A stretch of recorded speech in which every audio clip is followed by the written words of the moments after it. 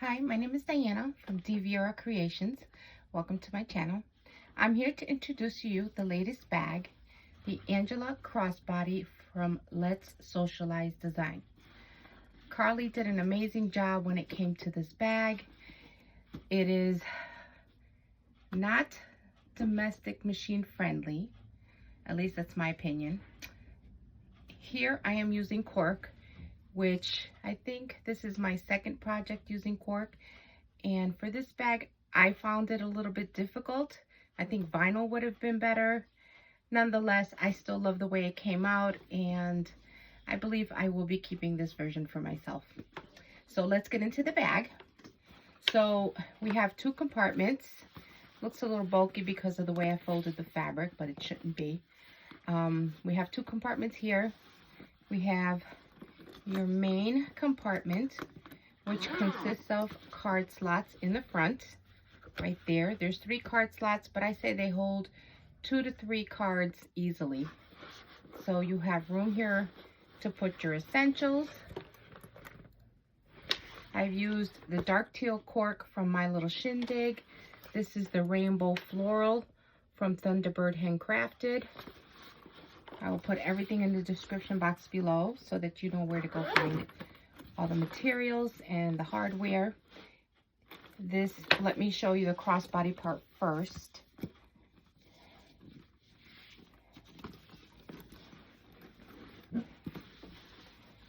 Here it is. Perfect fit. I love it.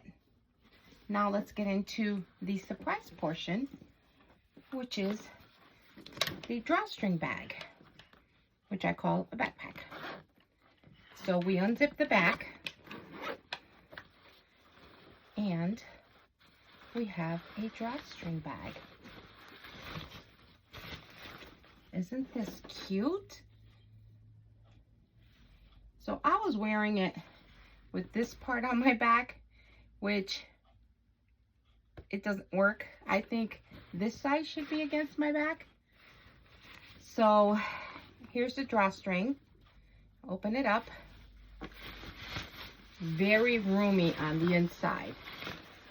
So I say if you're going to use, hard to see, but if you're going to use the drawstring part, you can unclip your straps, which I will do here. Let's see if I can. Okay.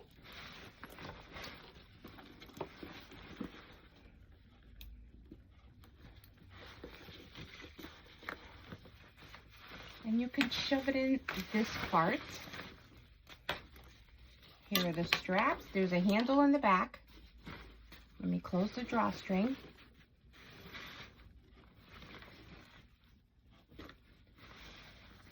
There's your handle, straps, which connects to the bottom triangle D-rings.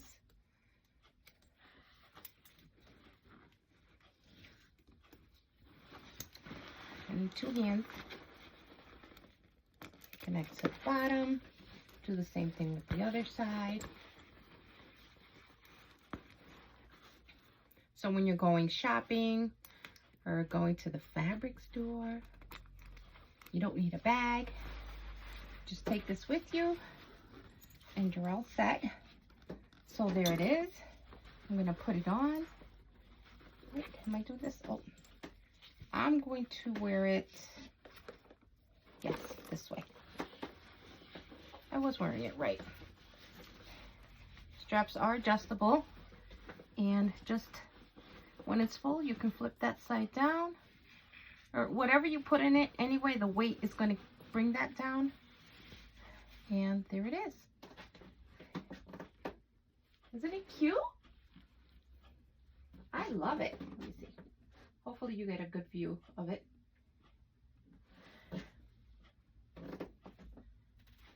Imagine having your kids with you and you don't have anything to put things in and you go shopping. This is a great bag to take with you, even for traveling. So let me show you how to put everything back in. I'm going to unclip I'm gonna do this in the air. I'm gonna unclip my straps. Okay. Open the drawstring bag. Take out my straps for the bag, for the crossbody. Put this back inside the bag. Now, I'm gonna fold this like this, roll it, and then I'm gonna shove it in the center, okay? Goes right in the center of the bag. So you're gonna have a little poofiness on this side, and on either sides. This is so that your zipper can lay nice and flat. Okay, shove this in. Where's my zipper? On the other side. Should push that in and start zippering everything up. Mind you, I'm doing this in air, not on the table. Slip your triangle rings inside. Wait, there it is. Slip them in. Okay, everything's inside the bag. It closes very easily. I'm not doing this on the table. This is why I'm struggling a little bit, but I want you to see what I'm doing. I like to see what I'm doing as well. There it is. I'll pinch it here. There we go. Put the triangle rings inside. And if you're doing this in vinyl, it will be much easier. I will go into all that in the pattern well, when you see the video. Oh, yeah.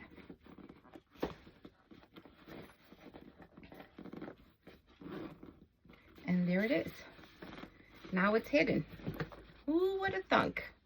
Look at that. What a great bag. I would have never in a million years would have come up with this. Straps. Clip them back on.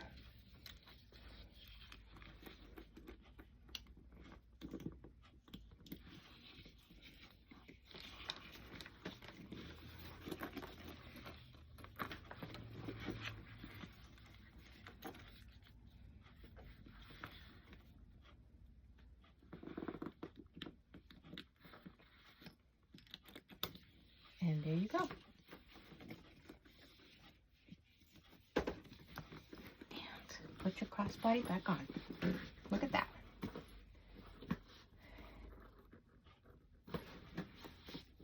Who can ask for more? I can't. Go on over to Let's Socialize Design. Pick up the pattern. Follow my video. I hope you enjoy. If you have any questions, any comments, if you need extra help for any specific section in the video, please let me know. I will do a separate video to make your life easier. Thank you. I hope you enjoy the video. So, welcome to my channel. My name is Diana and I own Viera Creations. Welcome back to those who have subscribed to my page and have viewed my content and commented. I really appreciate it. For those who are new, I would appreciate it if you subscribe, hit the like button and the notification bell so that you can be notified whenever I upload videos like today. So we're going over the Angela Crossbody bag. So this is what we'll be sewing. So here it is. It measures 7¼ inches wide, 5 inches high, and 3 inches deep. We're going to go over the fabrics that you will need in order to make this bag.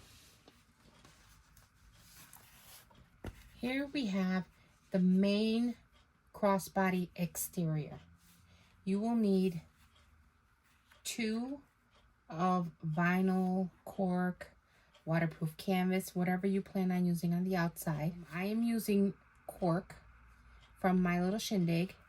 And I will also be using this rainbow floral from Thunderbird Farms.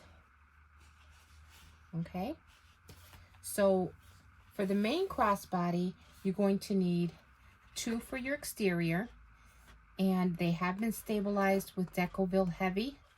So there's an additional pattern, one for the exterior and one for the Decoville Heavy. So make sure you make note of that and press them on. Then we have one, okay, just one piece for the exterior, and you will find out why in a bit. The exterior piece, I have lined it with interfacing. Okay. The next piece is the crossbody zipper panel, which is this piece. We have two in the exterior, which is also interfaced in Decoville Heavy, and it does have a separate piece so that you know it's going to be a smaller one. Make sure you keep an eye out for that extra piece and you adhere those together. And we also have two for the main pieces for the lining. This is my lining piece actually. Okay. Now the next one is the main crossbody gusset. We have one in the exterior with Decoville Heavy on the outside, on the inside. That piece is also smaller. Keep an eye on the additional piece that came with it so that you can cut it to the correct size. And then we have one lining piece. So we have one exterior, one lining. The next piece we have is the crossbody D-ring connectors. We have two. Next we have the back panel zipper gusset, one in exterior with Decoville Heavy and lining that's also interfaced. We have the card slot, which is a separate piece that you have to cut. So pay attention to your pattern. It will give you the dimensions to cut this, and I have also interfaced this. Now, with this piece, we have two lining, and they have to be mirrored, okay? So, two mirrored pieces, and let me show you what I mean by, what she means by mirrored. This was one piece, and I cut it down the middle, okay? So you would cut it on the fold, then cut it down the middle.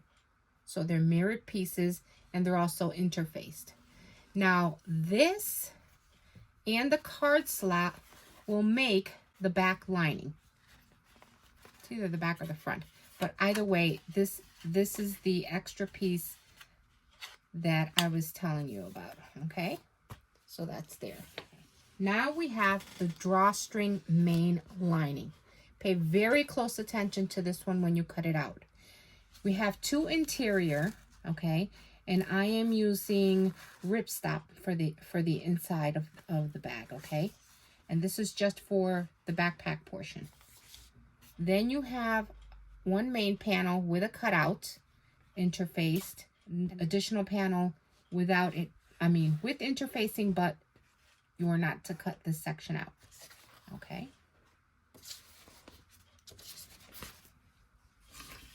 We also have the drawstring casing. I did not interface it because it's Ripstop, so I'm using that. And the strap anchor, we just need one. So I have that in cork. And we have the strap accent, which is a little piece.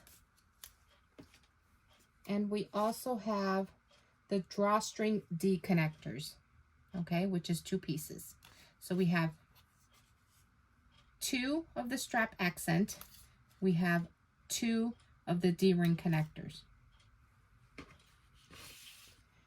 And that is it for our main pieces. Okay, next we're going to go over our hardware. You will need 1.5 inch webbing, 1 inch webbing, number 5 zipper, which I will be using in this sort of like a beige or a taupey color with gold hardware. You need rivets 8 rivets, so that is optional. Okay, rivets are optional. You need cording, and this is a spring stop for the cording, which I have in black. You need 1-inch swivel hook, 1-inch strap adjusters. I have 2 of these, 2 of the 1-inch swivel hook, 2 of the 1/2-inch swivel hooks. I have 2 1-inch triangle glide, 2 of the 1-inch. There's strap adjuster, which I already showed you, but you actually need 2. You need 2 of the 1.5-inch strap adjusters, 2 1-inch D-rings, and I pulled out 4 1/2-inch D-rings. Okay. Last thing is, if you have a tag, if you're going to put your label on your bag, do not forget that. Okay. So now that we have gone over everything, let's start sewing the bag. We're going to start off with our D-ring connectors. We have 2 pieces here. You're going to draw a line straight down the middle, put double-sided tape, and we're going to meet the edges together. So let's remove the double-sided tape. As you can see, I have a line down the middle. So we're going to bring the edges in toward the middle.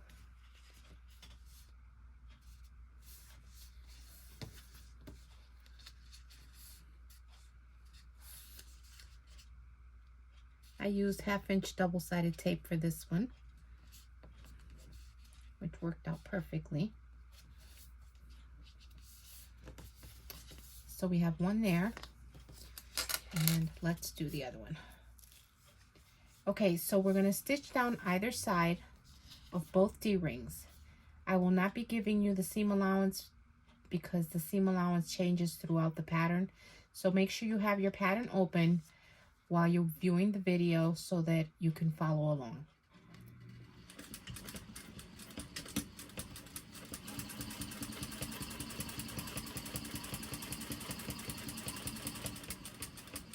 Now here I'm just going to pivot and go down the other side.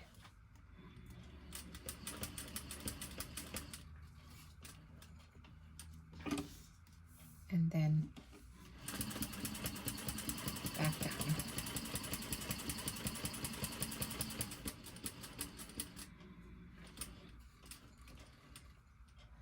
So in the pattern, she tells you to stitch 2 rows. So I'm going to do that now. That is optional, but I am going to do what the pattern says.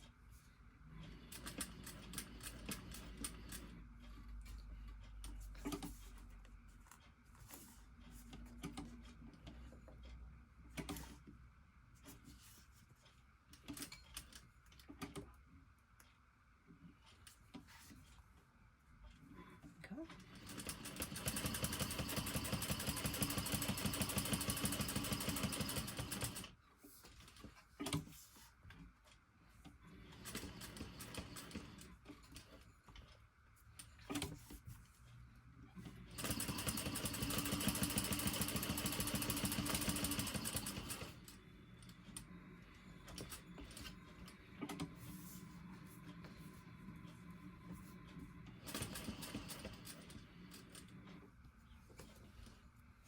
Just make sure you have 2 rows of stitching on either side.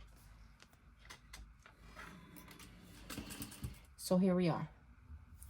We're going to put our D-rings.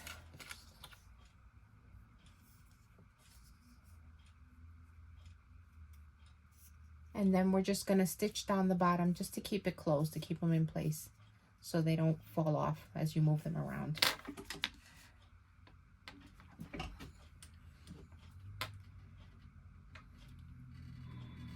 Back stitch beginning and end. And that's what it'll look like. Let's do the second one. So I'm just going to do a quick burn my stitches on the edges, or my threads, just so they're not sticking out. That's what I like to do. There we go. 2 D-ring connectors completed. Next, we are moving on to our straps. Now, here we have 1.5 inch strap. She gives you the measurement for the length that you need, and then you have to cut off a piece off of the measurement that she gives you, okay? You will also need your 2 1.5 inch strap adjusters.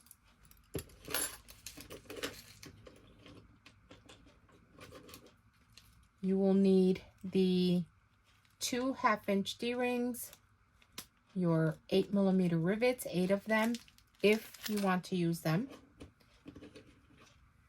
the 2 1/2 inch D-rings, and your 2 strap accent pieces.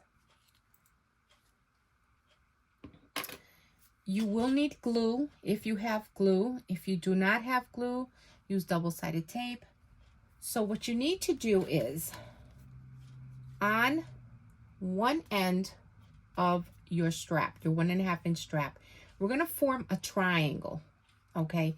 I have like a center mark. I don't know if you can see it. There's already like a center division in here, so I can follow that. And we're going to bring our strap to the center so that they meet.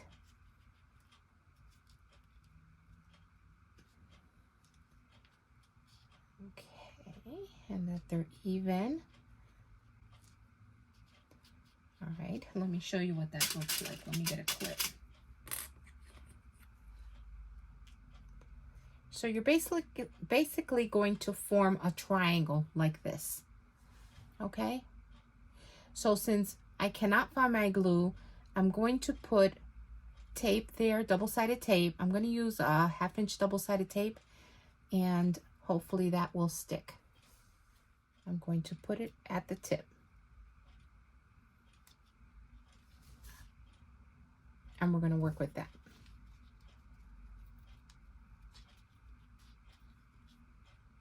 If you have glue, you can just put glue on the triangle corners. So let's see if I can get that to match up.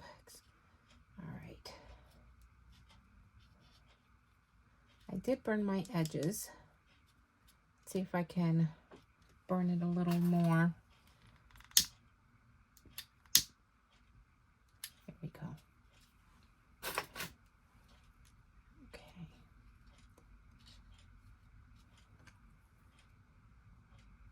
And I'm going to put the clip there and hope that it holds.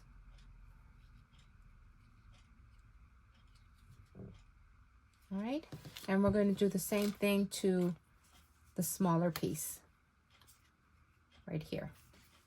So we did this one. We're going to do the smaller piece that we had cut off of this piece. Okay, now we're going to work with the strap accent pieces. There are 2 pieces. Okay, 2 different patterns to choose from. What's different are the edges. Okay, so there are holes on the other side. Well, I can show you because there are no measurements. There's a hole here and a hole here. A circle there, circle there. You're to transfer these circles onto your strap adjuster. Or strap accent pieces, sorry. Okay, I did one side. You have to do the other side because when you put them together, you'll be able to see them. So if you're not going to add rivets, I suggest sewing it. Okay, but for now, if you want to use rivets, place the holes. I'm going to do the same thing with the other one. Now what I'm going to do is grab my 1/2 inch swivel hook, which I have here. I'm going to feed it through.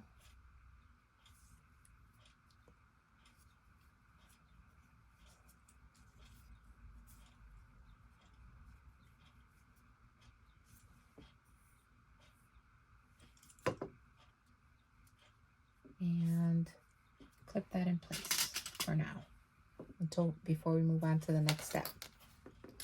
Now you will need strap accent pieces, 1/8 inch double-sided tape,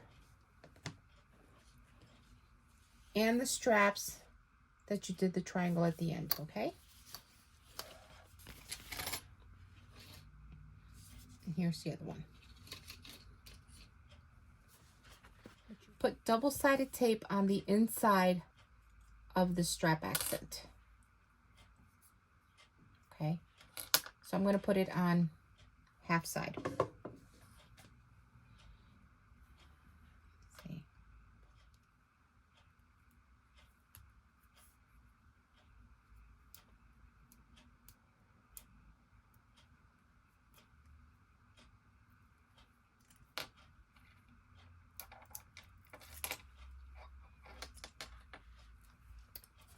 Grab another piece.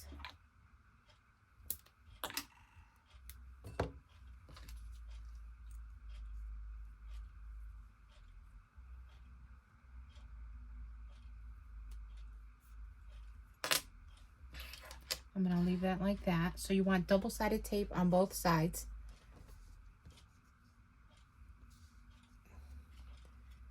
I'm going to grab the smaller of the two. I'm going to keep a clip there, and I'm going to keep a clip on the other side.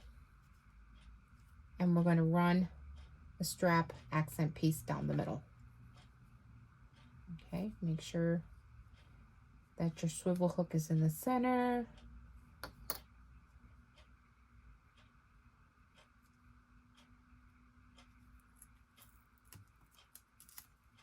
Try to keep those separate.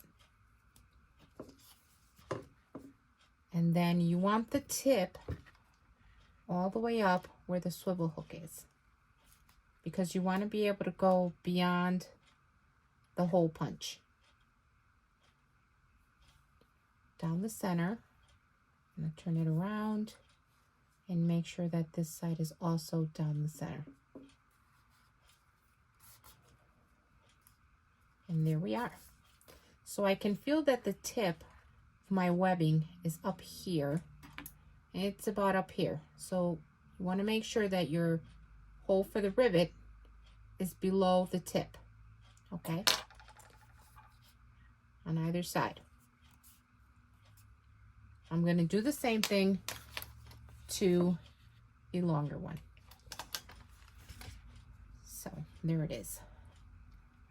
Just going to put my clip back on there. Next, we're going to punch the holes. So just punch a hole on one side of your strap accent piece. Then put it together and follow the same hole. All right, okay, let's attach our rivets. There's one. Put the backing.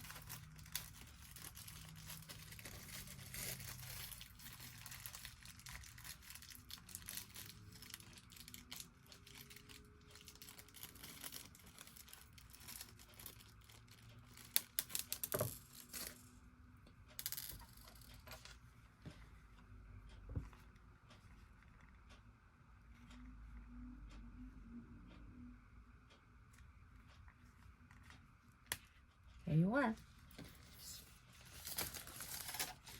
I do have a rivet press. I don't like my rivet press. I had gotten it from Amazon, and the press part does not work that well. So I'm going to hammer this off camera so that you guys do not hear the noise. I'll be right back. There are my rivets. That's one strap done. Here's the second one completed. It looks adorable. Let me just show you what I use. Like I said, I'm not happy with the rivet press I have. It's not a cam snap. The attachments that it came with actually has been ruining my rivets. So I haven't been using rivets because of that. But I have this now. Came with this attachment. It also has another attachment, and this is to make the holes.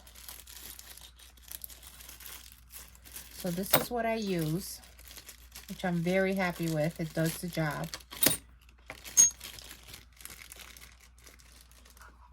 And this is a mini hammer that I use to hammer it with. Okay, I put away the larger strap that we did. We're going to need the smaller strap, 2 more rivets, your 8mm rivets, your baby D-rings, and your strap anchor. Now, what I did was I have strap adjusters and strap anchors looks like this. I don't have the correct size strap anchor, so I'm going to use one of these. It's not going to make a difference, all right? So instead of using a strap adjuster for this step, you need a strap anchor, 1.5 inch strap anchor. If you don't have it, this will work. So what we're going to do now, make sure that your wings are facing to the back. So this side will be in the front.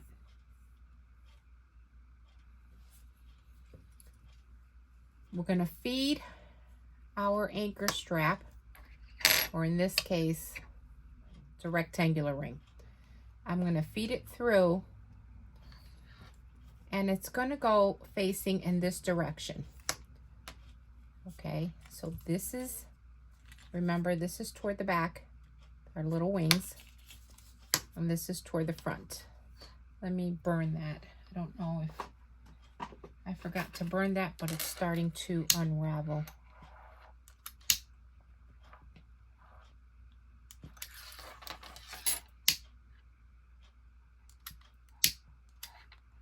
Make sure you burn your edges when it comes to webbing.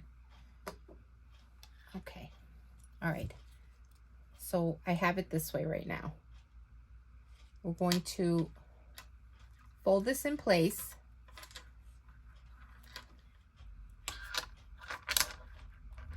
So that's what you want to see, okay? The D-rings, the baby D-rings are optional. These are not baby D-rings. These are 1/2 inch D-rings. The baby D-rings look like this, but they're flat, where you can stick the rivets through. Again, this is optional. I'm going to leave this out. I'm going to flip this over, and I'm going to stitch this in place. So I will not be using rivets for this section. I'm going to leave the rivets off. For now, I'm going to stitch down and hold the strap in place.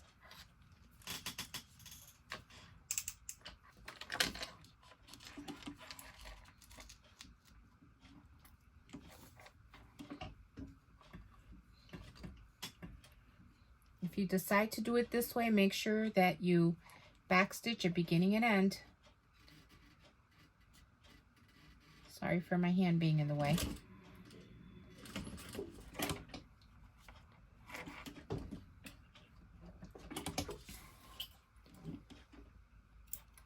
I'm going to burn my stitches here.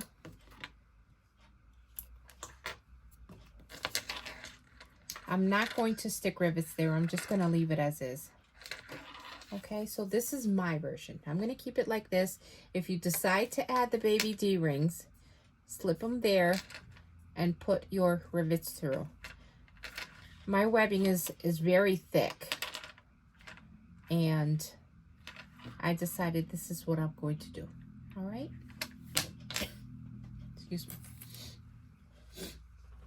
Once you have attached your rectangular ring, you're going to need the longer strap, the wings facing onto the table.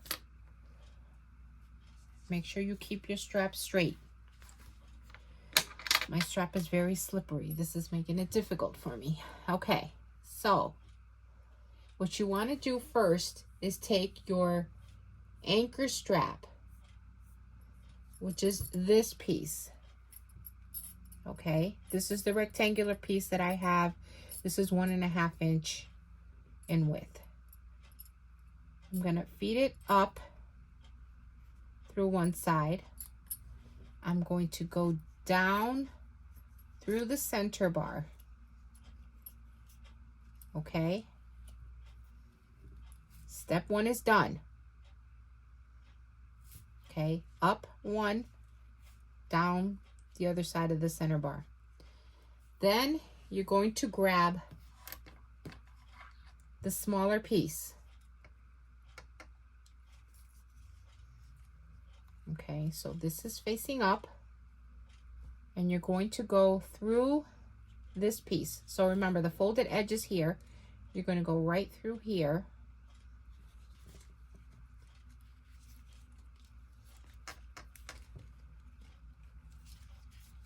And those two pieces are connected, okay?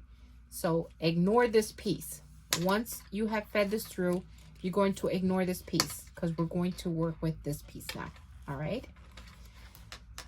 Okay, let me just make that a little longer, fix my strap here.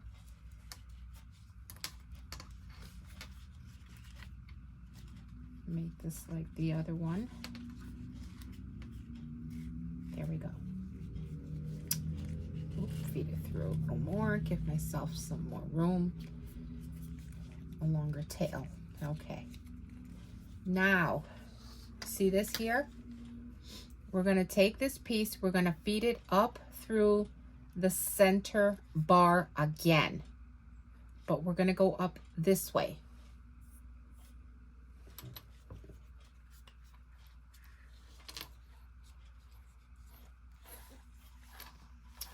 I don't know how to do this so that you can see. All right, I'm going to give myself, I'm going to make this piece in the center longer. There we go. Okay, there's the end of my strap. I'm going to go back down the center bar. Okay. Then go back up the other side of the center bar again. Yeah, okay, you went down the bar and you're going to go back up the other side again. Okay, so there it is. So you have a loop within a loop. Let me extend this loop so you can see. My hands are in the way.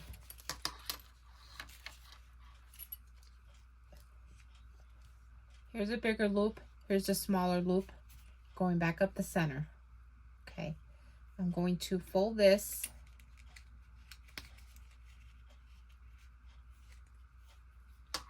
And then I'm going to stitch this in place.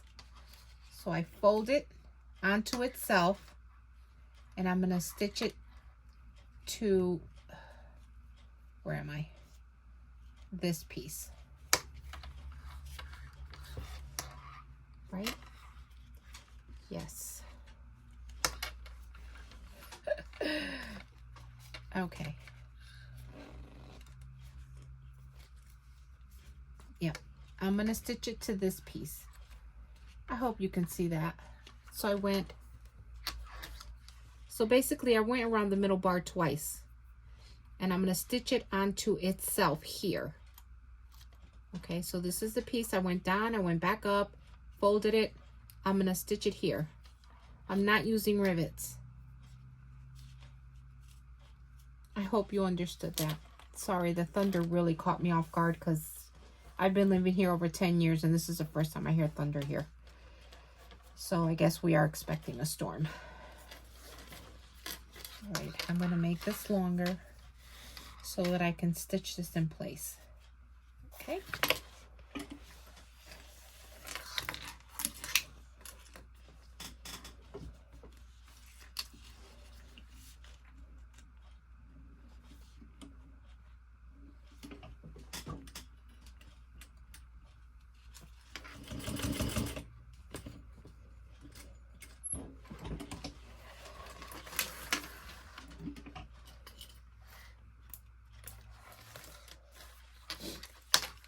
Okay, here's my strap adjuster. My strap is connected. So we have the shorter end here, this piece here. I stitched it in place back there. Okay, and it is now adjustable. Here we are. So now I can put this away. We now have the crossbody zipper panel lining, and a number 5 zipper tape. Now we're going to sandwich these together. I'm going to pull out 1/8 inch double-sided tape, and I'm going to put it to one side of my main zipper panel.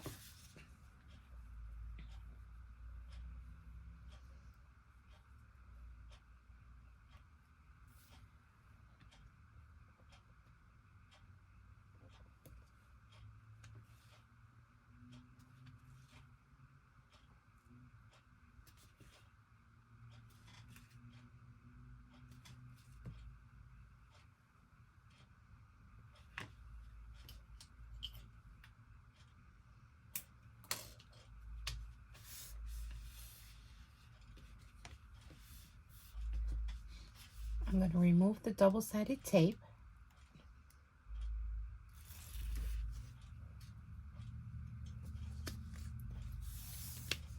Place my zipper face down on top.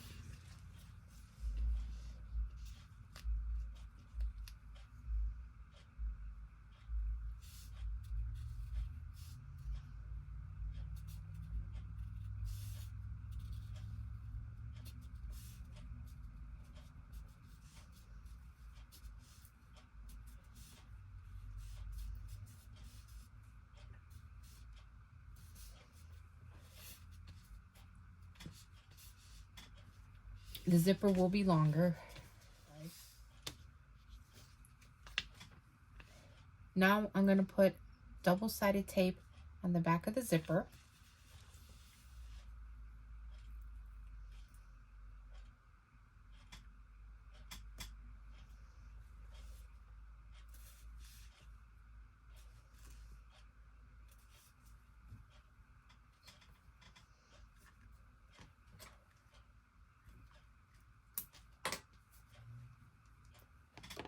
And I'm going to place one of the panel pieces on top, the lining.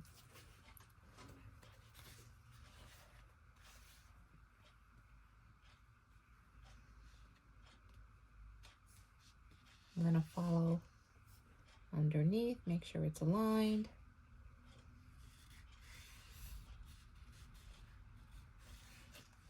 I replaced my regular foot with my zipper foot, and now I will be stitching that in place according to the pattern directions, to the seam allowance indicated in the pattern directions.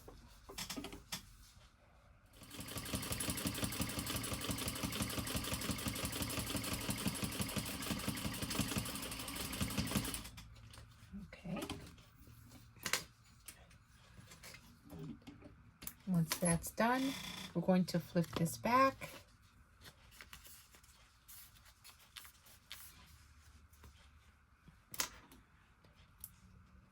Clip my threads.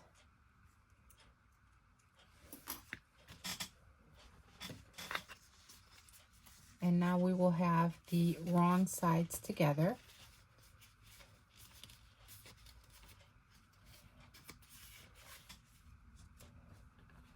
Okay, I have a seam roller which I am going to use.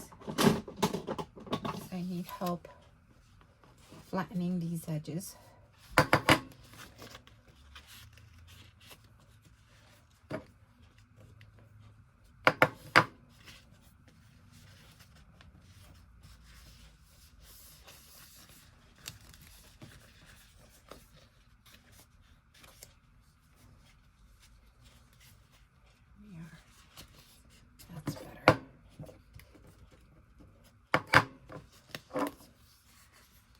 Make sure you pull this back so that the edges do align, okay? So I will clip that in place before I continue to use my seam roller. So I want to pull it back and make sure that my edges meet.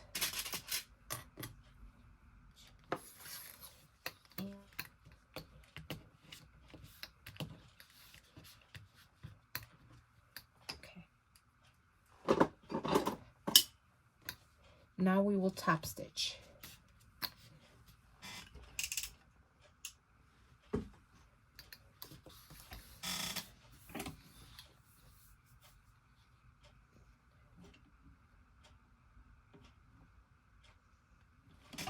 Remember to back stitch at the beginning and end.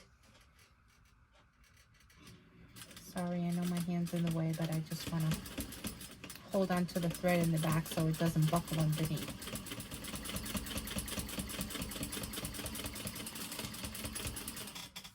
And here we are.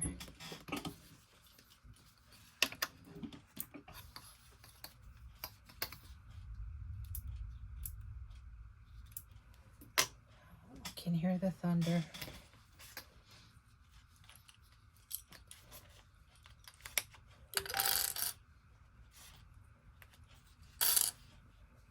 Now we're going to repeat on the other side.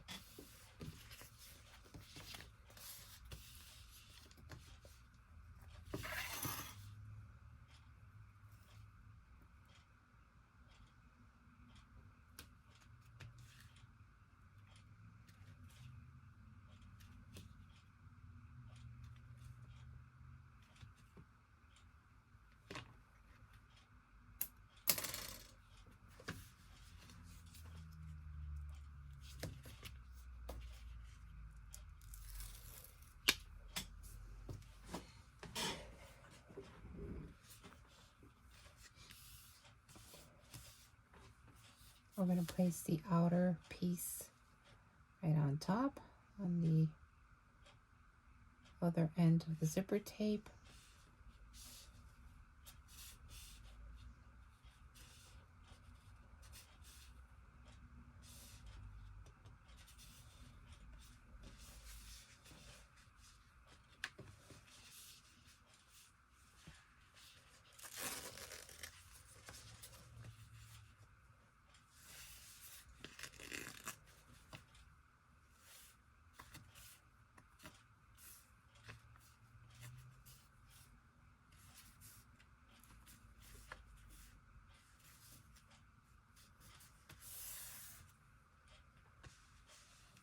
Add double-sided tape to this side.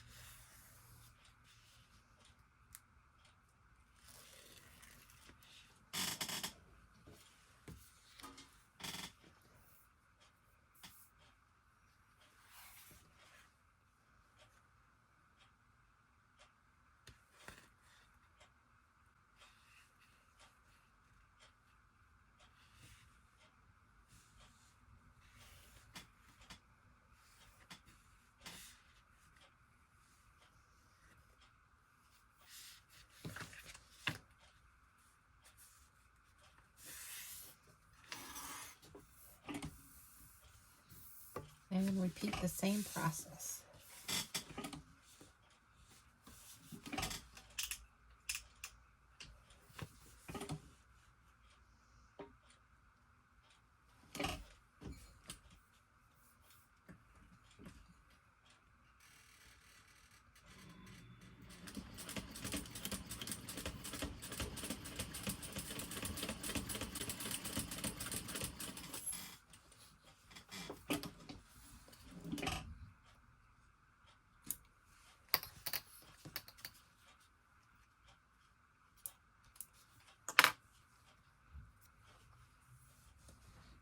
Now that our crossbody zipper panels are stitched in place, we're going to grab our zipper pulls and we're going to have one going from this end and one from this end.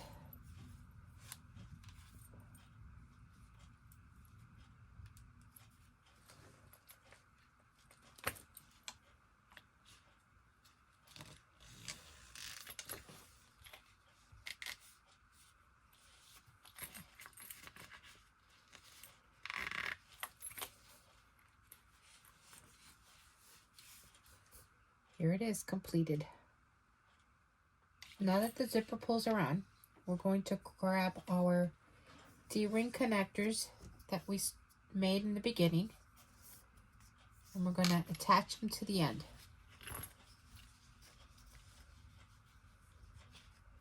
Now, in the pattern instructions, it tells you how much to leave hanging off. What I will do is I will trim this, the extra zipper tape.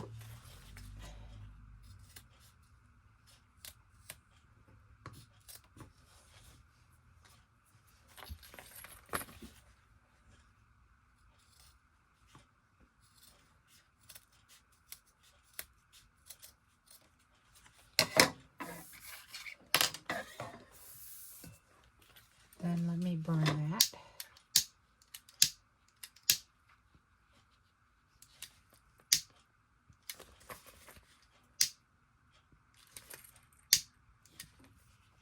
Now I'm going to place that there at the end with the D-rings facing inside, and then I'm going to stitch that in place. I'm going to baste it in place.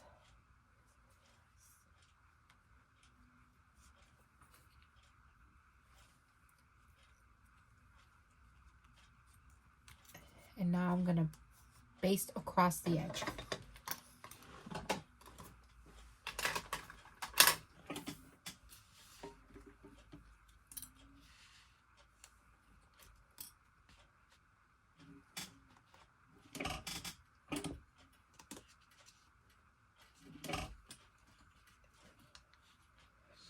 Now, even when it's basting, I still backstitch at the edges, at the beginning and end, because I don't want those stitches coming out.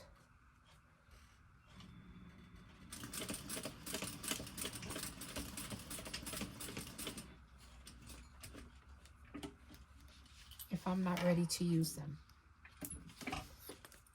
Okay. Yeah, I basted a little too close to the edge, but nonetheless, they're on there.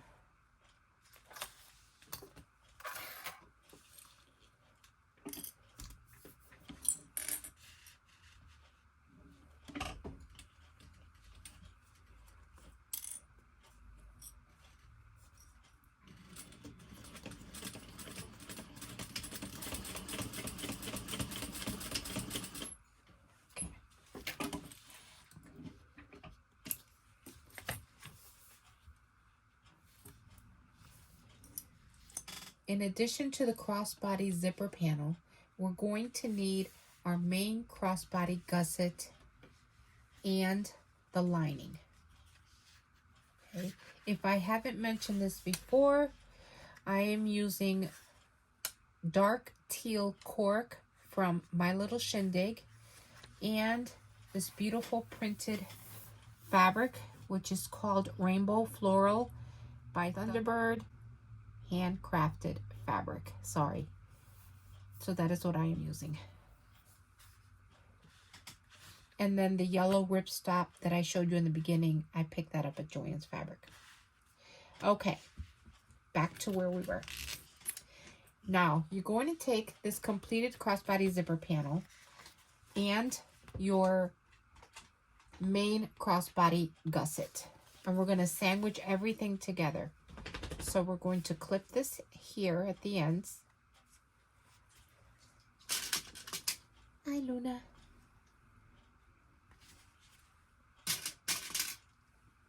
What's the matter? It's okay, baby. And then with the lining piece, we're going to sandwich it as well. So we're going to have both lining pieces facing each other, and both main pieces facing each other. Just want to see. Okay.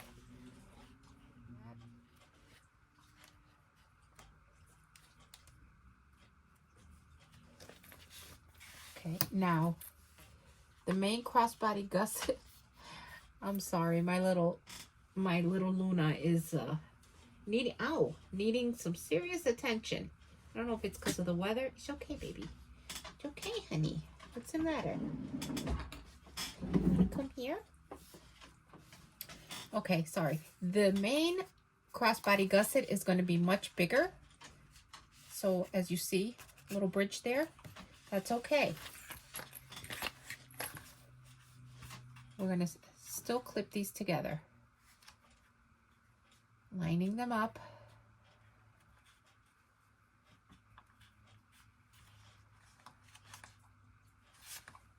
Grab 2 more clips. I know, baby.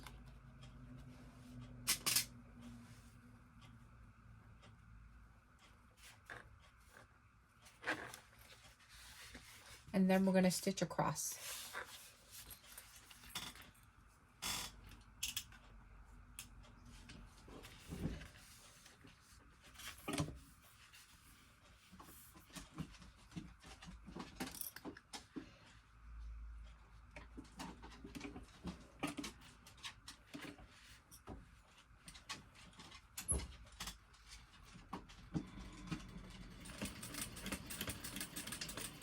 To back stitch, beginning and end.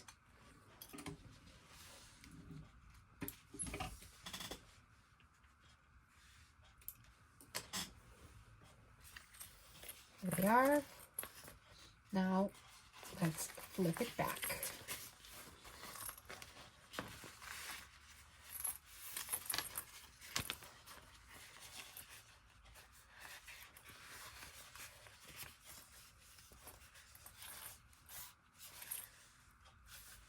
There it is.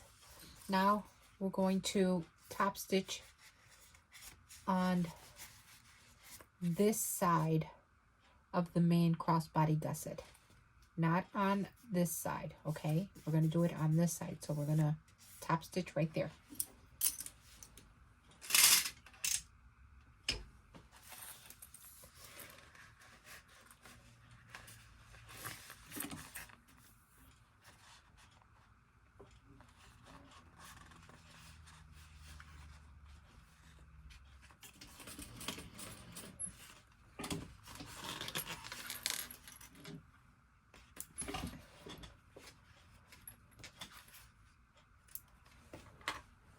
And the other end.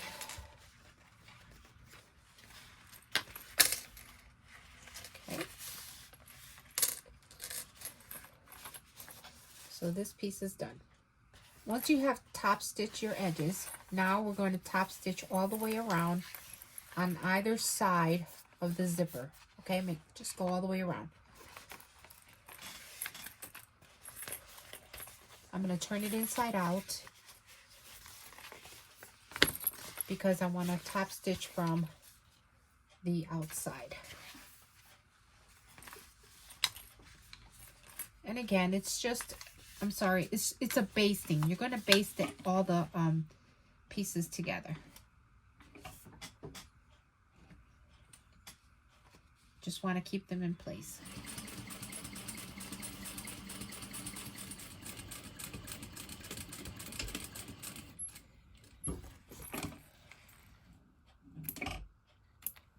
And it is now basted. Basted in place.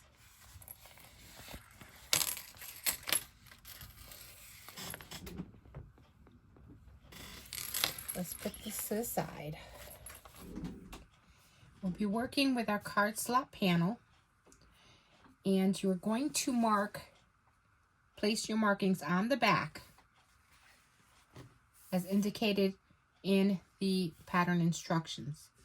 Note, if you have directional fabric, okay, make sure that your first marking is on the top, okay, because she indicates mark on the left side of the panel. the left side of the panel will be considered your top. So flip your top to the bottom and start your markings from there and work your way down. Okay.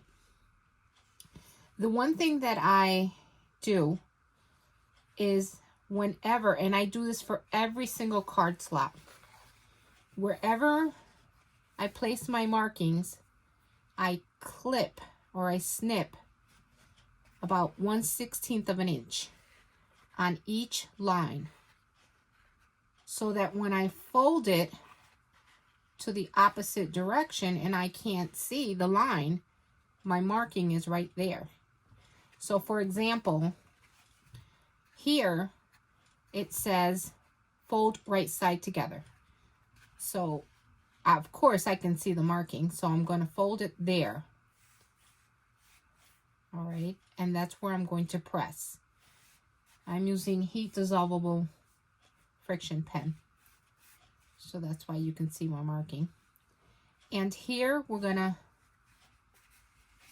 fold on that line in the opposite direction. So I'm going to find my little notch, fold it there.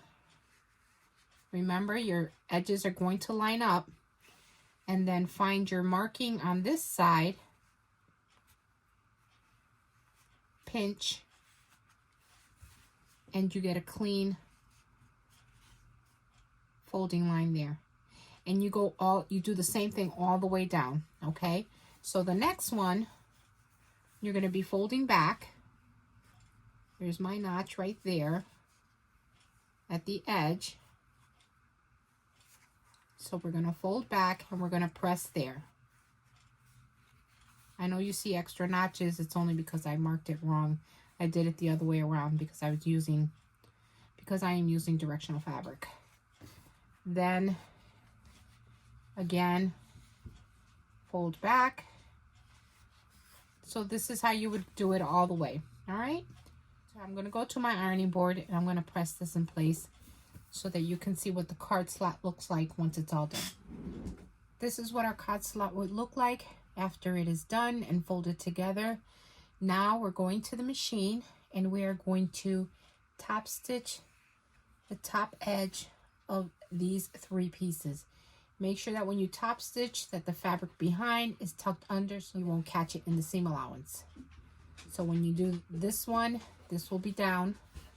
When you do the next one, this one will be down. So let's start with the top one.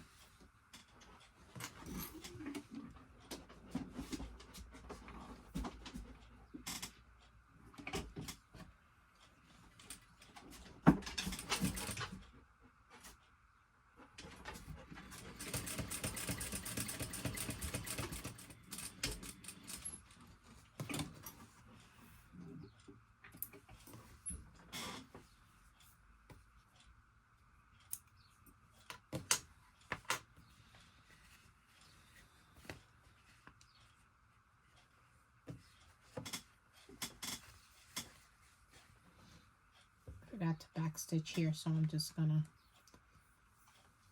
tie my threads at the end.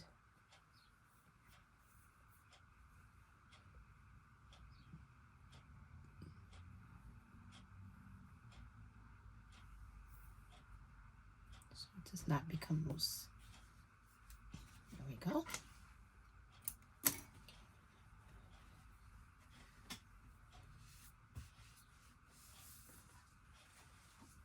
So this is what your card slot will look like. All right, it is now directional, going in the correct direction. Now let's pull our card slot panels that goes on either side of the card slot. Here it is. I mirrored them, so I'm going to make sure that this is on my left and this is on my right.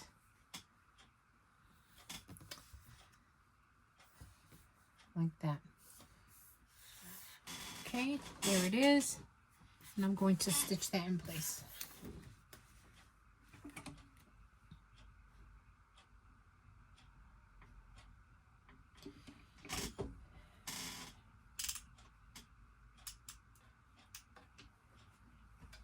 Keep an eye on your stitch length. Make sure that you go back and forth.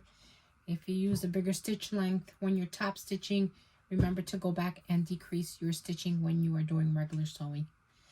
And like I said, always back stitch at beginning and end.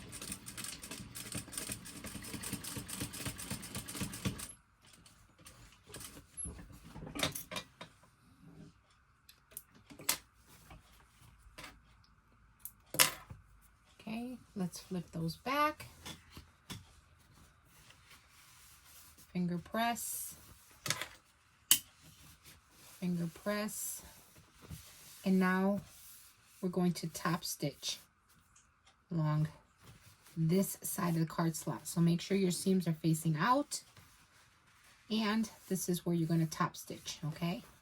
Seams facing out, top stitch. Increase my stitch length.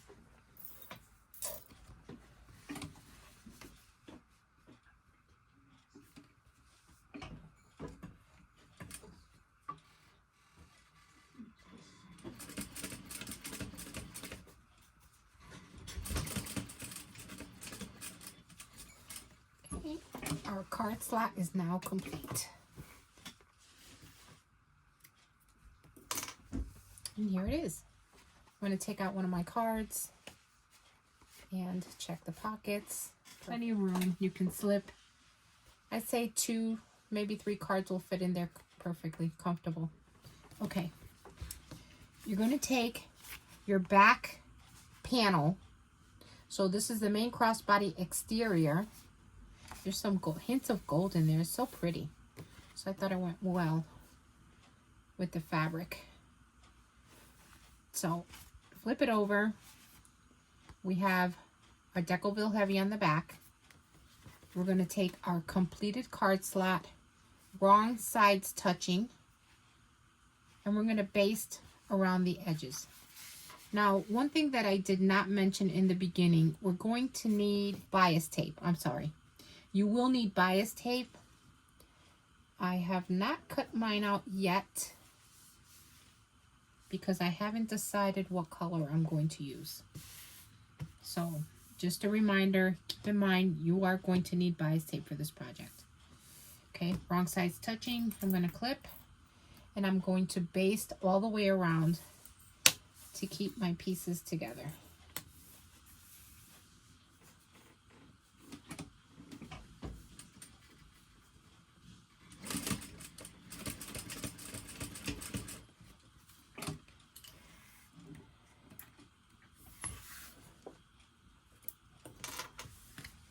And now everything's stitched in place.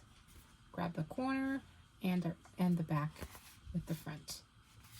There it is. Okay, off camera, I put my tag there, which in the last video I did, same thing. I need to keep my tag in front of me at all times, and so that I won't forget to put it on there. Okay, this is the card slot panel that's completed. You want the exterior facing up.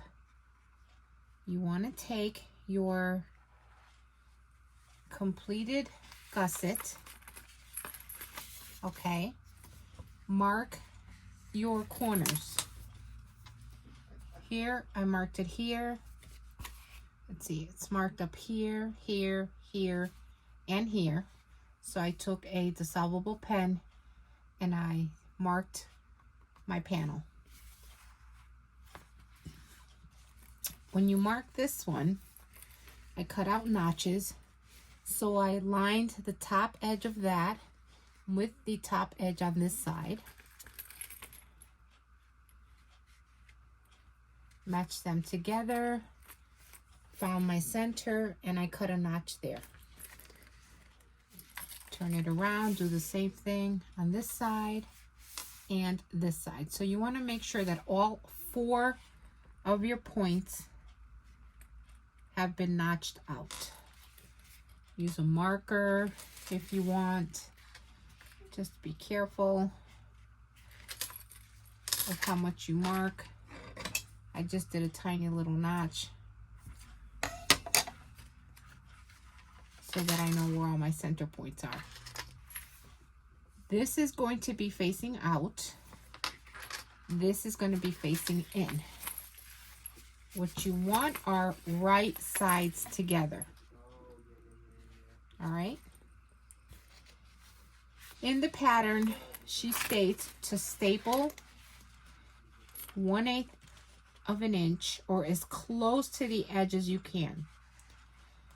I do have a stapler. It's a large stapler. I don't know where my staple remover is. I don't want to go through the hassle of stapling and then removing the staples. I'm just lazy like that. And then I'm going to clip all the way around.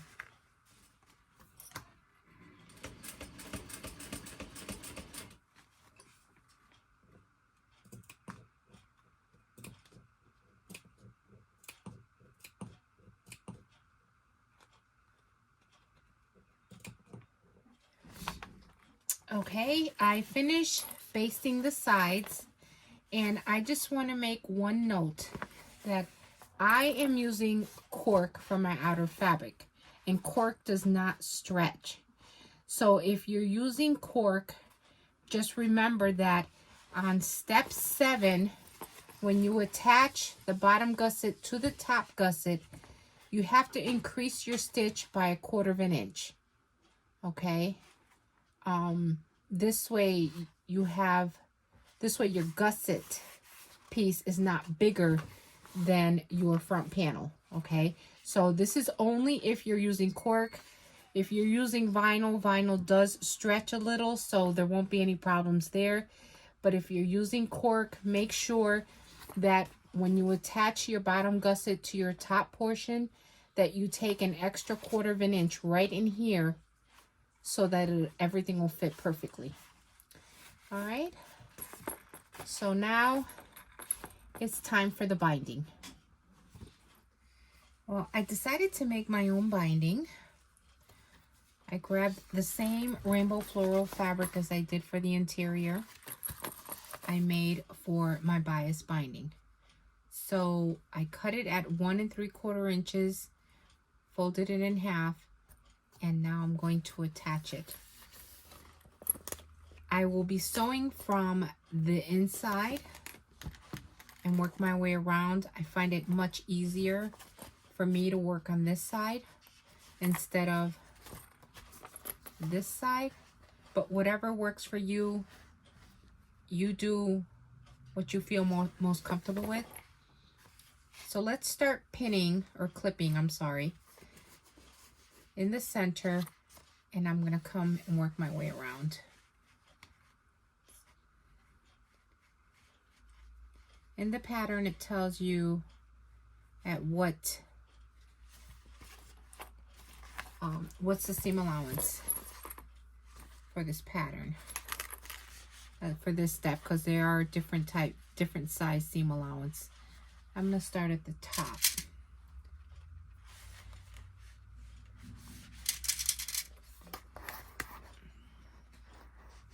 I'm gonna slip this inside the beginning piece.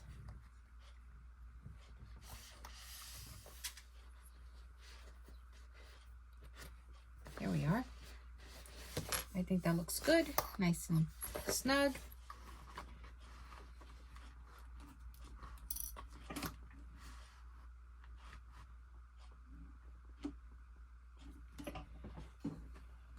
Remember, keep an eye on the seam allowance that's indicated in the pattern.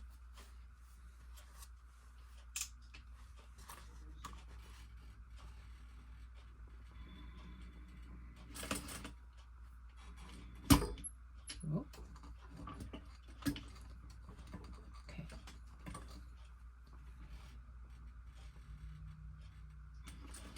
There we go.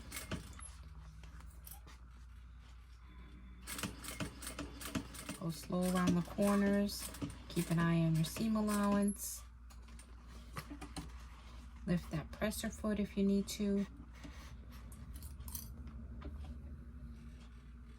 I know a lot of people don't like binding. So just take it slow. And I'm reaching my beginning and back stitch. Okay, and that is it. My binding is on.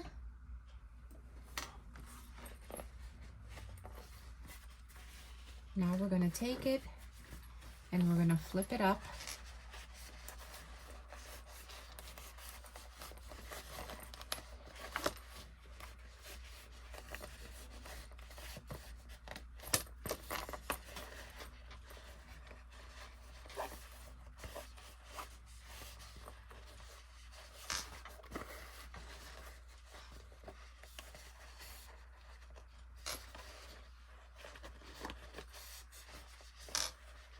So I have plenty of room to flip it over and stitch it down.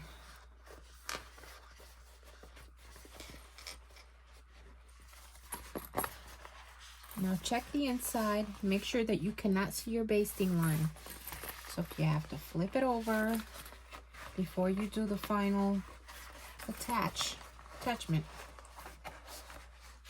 flip it over. Just check all your seams.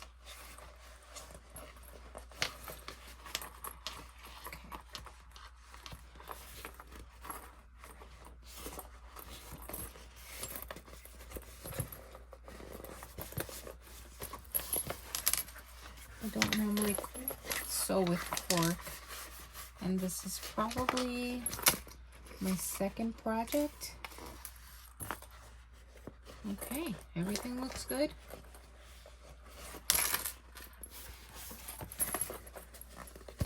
Now I'm going to flip it back.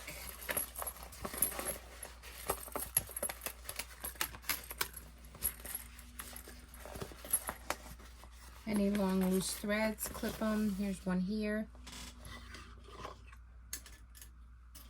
I'm going to snip that off because I don't want anything sticking out once the binding is on. There you go. Okay. Now I'm going to lift it back up.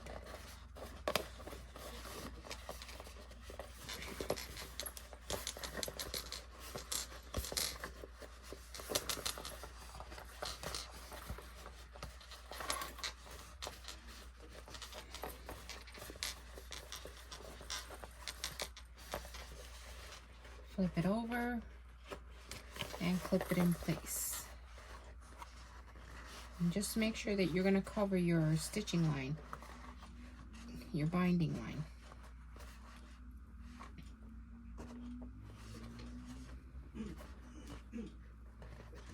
And this time I'm going to be stitching from the inside. Here we are. So now I'm going to stitch that in place. I'm going to go from the inside, so this way I can see what I'm stitching. I want to make sure that I catch that edge.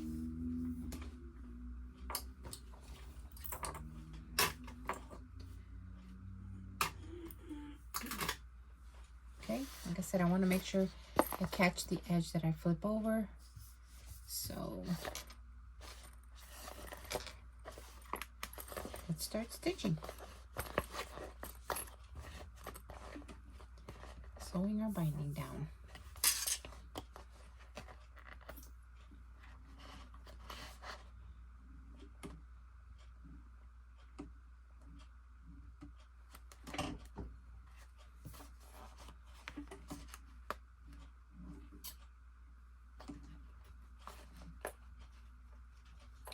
Now I still have my zipper foot on here, and I think that's, if you have a zipper foot, I think that would be like perfect to have on here.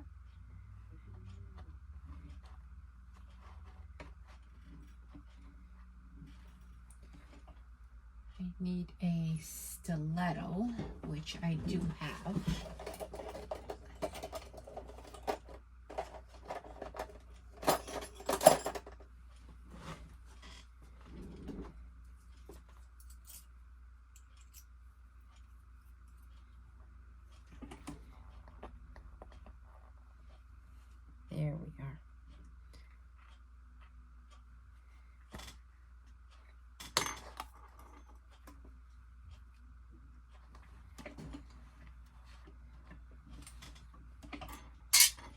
Okay, take it very slow.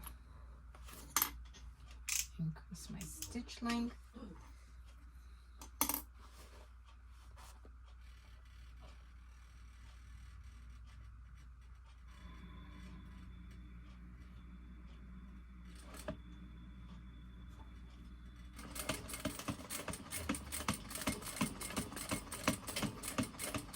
Okay, that's all set.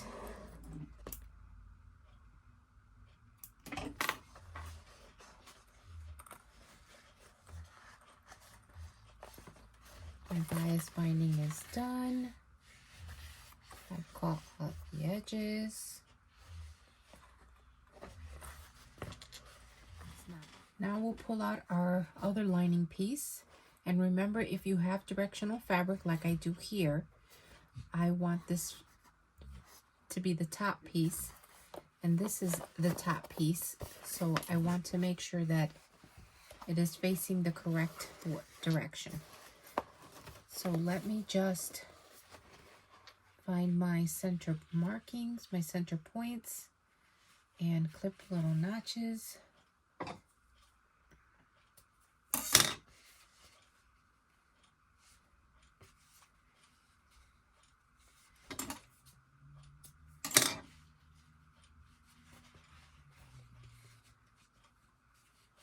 And I'm going to do that to all four sides.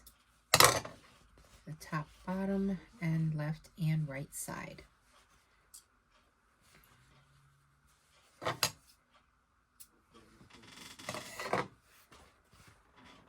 Okay, that's my top. This is my top. And I'm going to match up the top notches. And we are just basting this on. Match my bottom. And start clipping my corner pieces about 1/16 of an inch, so that it'll lay nicely in that corner. Okay, perfect. All right, now I'm just basting here.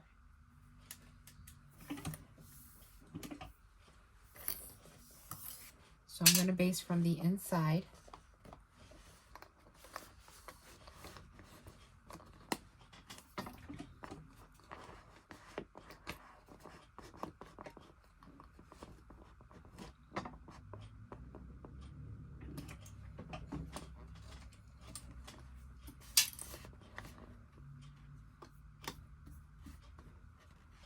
And I'm sorry that I'm blocking your view, but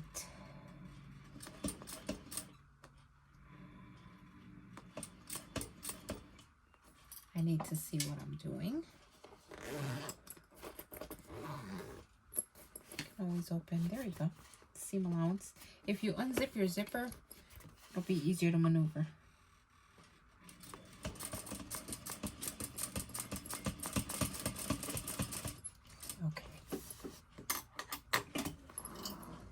Now my back lining is attached.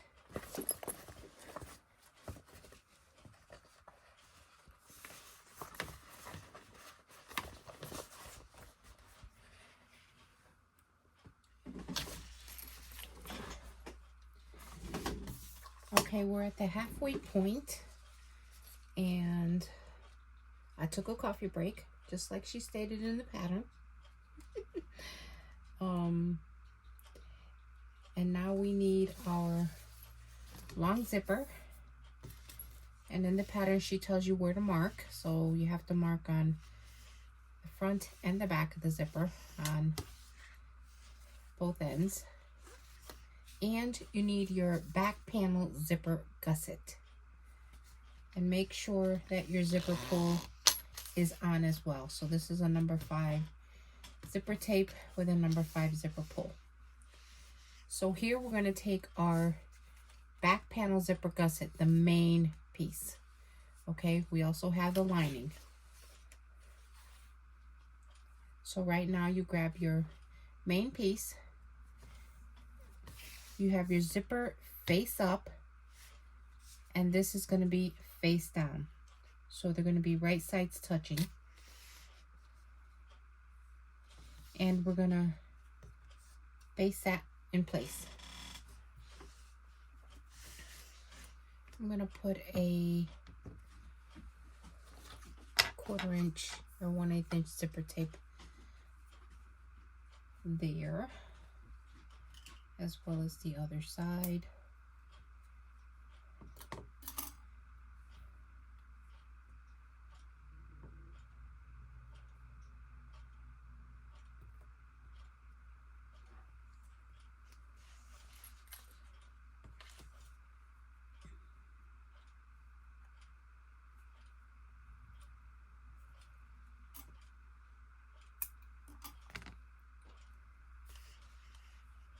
Just a little piece. Right, I'm going to do it right below the marking so I could see my marking. And on the front side, I'm going to pull off my zipper tape backing. Let me just make sure it's on there.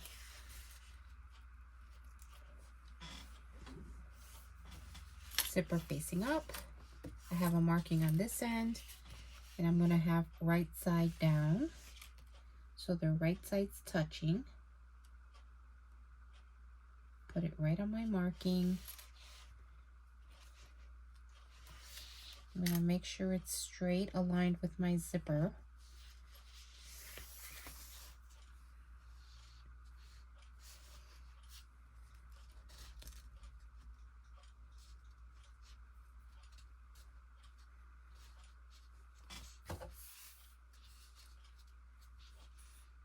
And I'm going to stitch that in place.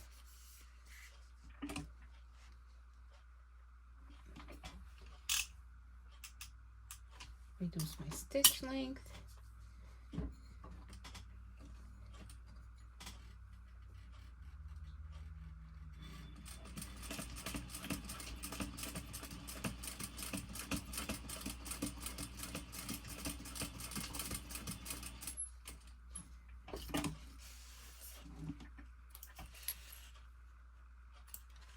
Now I'm going to flip that over, turn it on the other side, remove the backing, and place the lining piece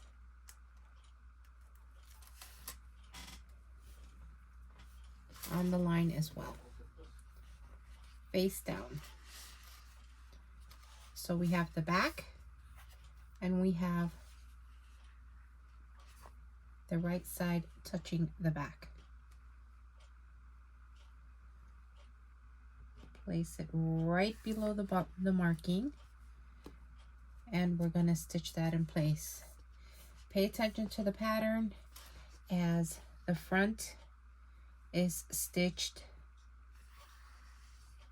so many inches, or the seam allowance is different on this side than it is on this side. All right, so keep your pattern open, pay attention to the seam allowances that we're using.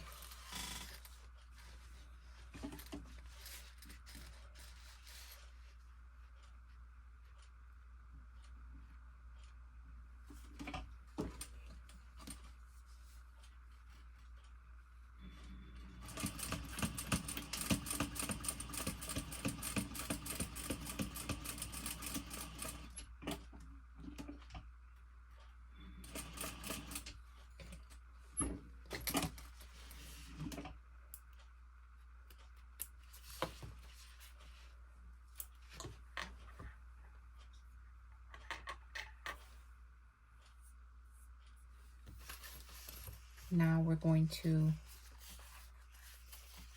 flip these back with the back sides touching, wrong sides together.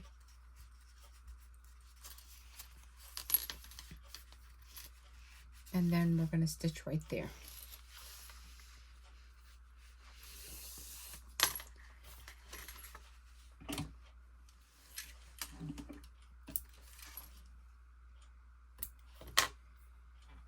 And I'm going to burn those threads as well.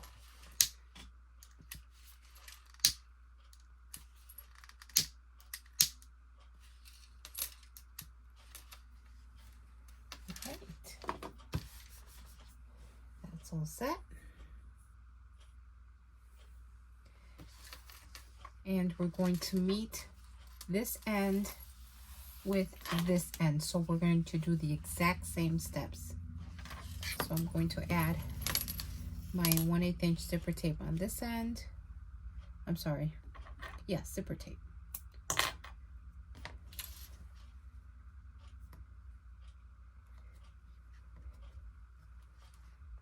As well as the back side.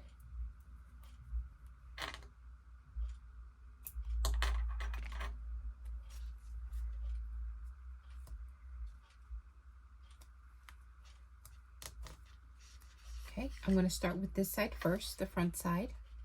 I'm going to remove the backing. I'm going to bring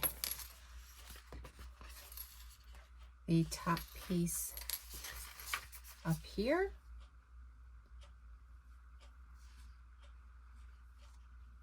Again, pay attention to your seam allowance.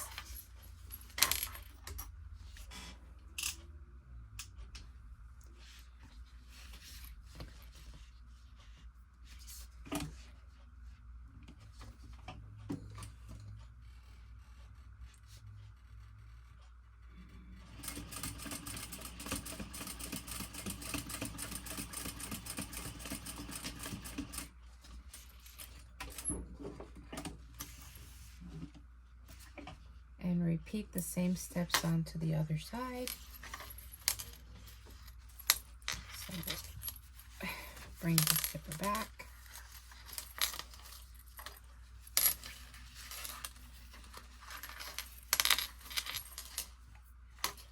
Remove the backing.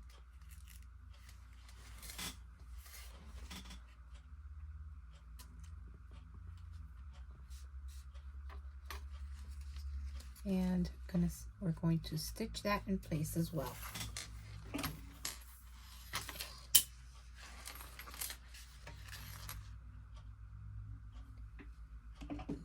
Make sure your zippers are straight when you do this step.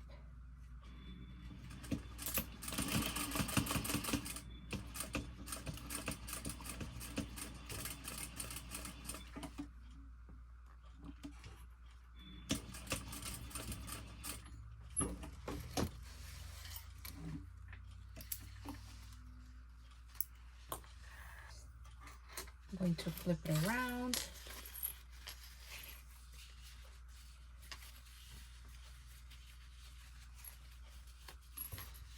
And top stitch.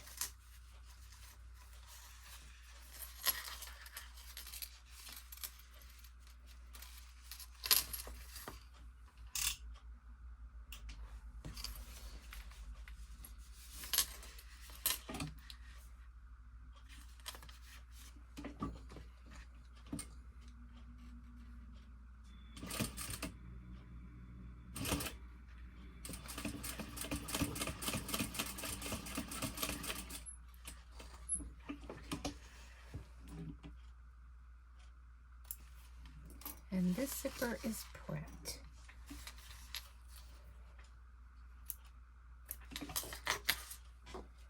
Bring my threads.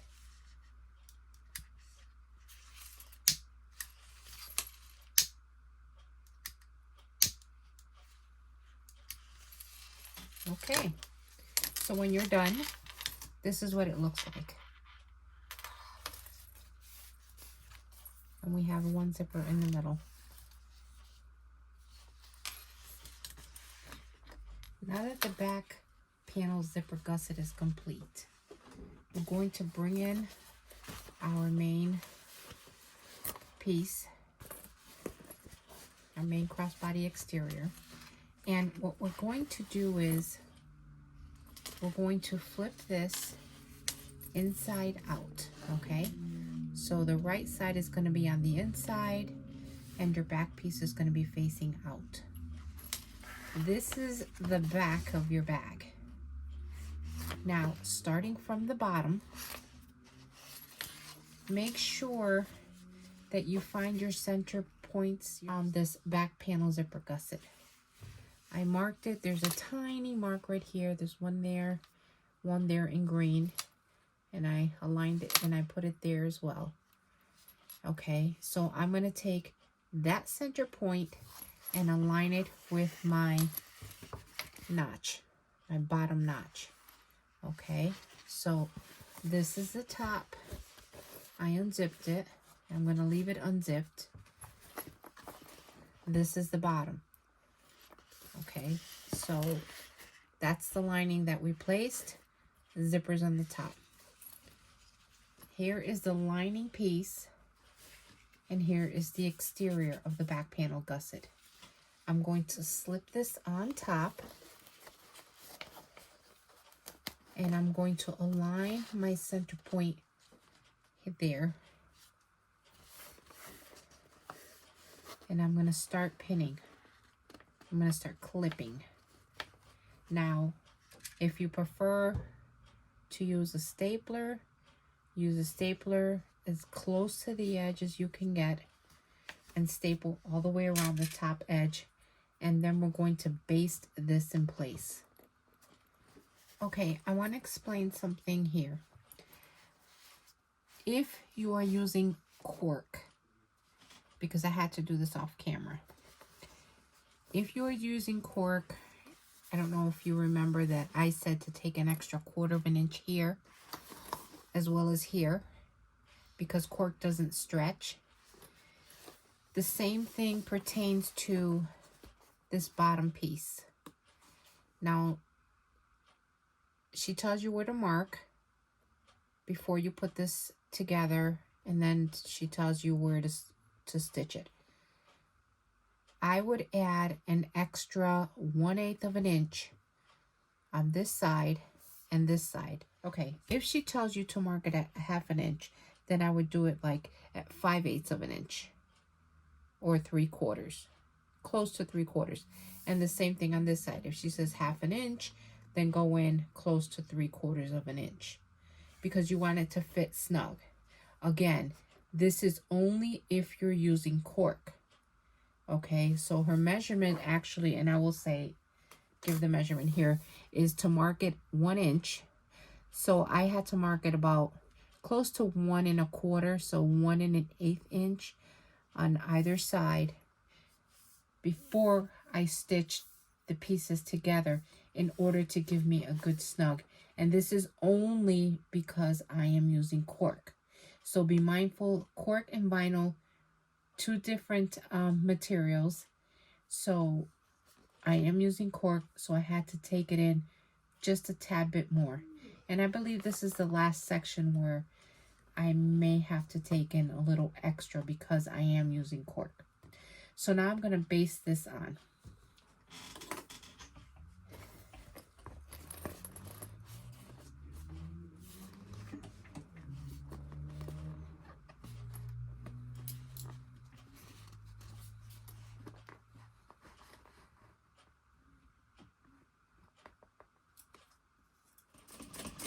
Okay, my zipper's on. I will show you what I did.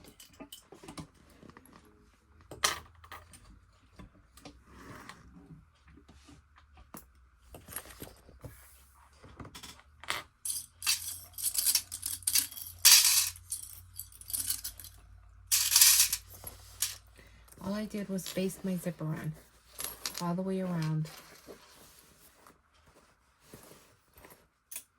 Now we're going to grab the exterior back piece.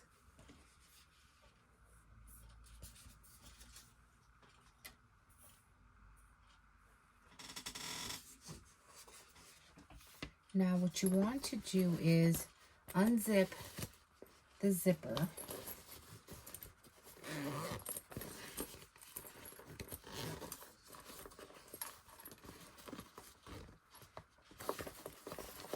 All the way around.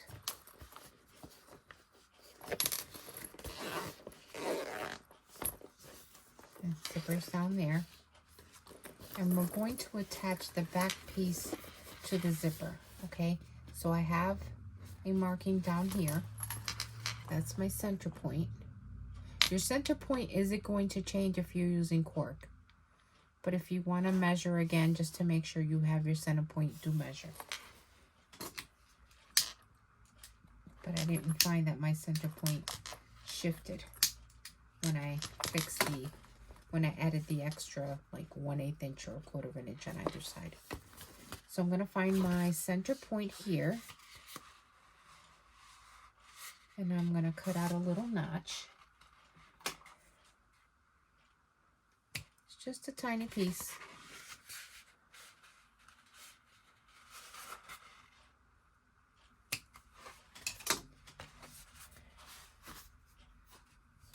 And I'm going to align it to the bottom.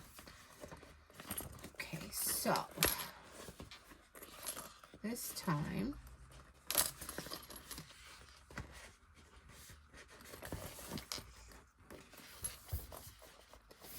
I'm going to do right sides touching, okay? Mark my bottom and pin my bottom, or clip it, sorry.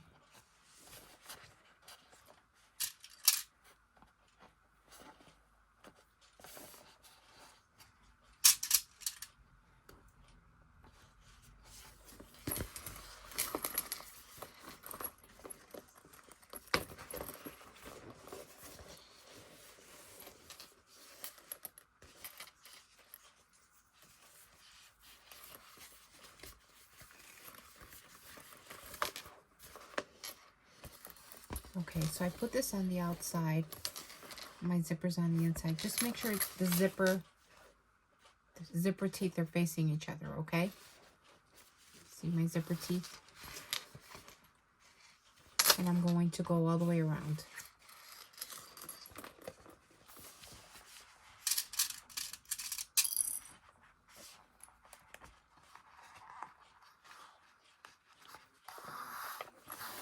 Okay, here we are. Lots of clips. Do what you have to do. Now I'm going to start on the bottom, and I'm going to baste this in place onto the zipper. Oh, I'm going to do it this way. Wait. I want to see the zipper, so it's going this way.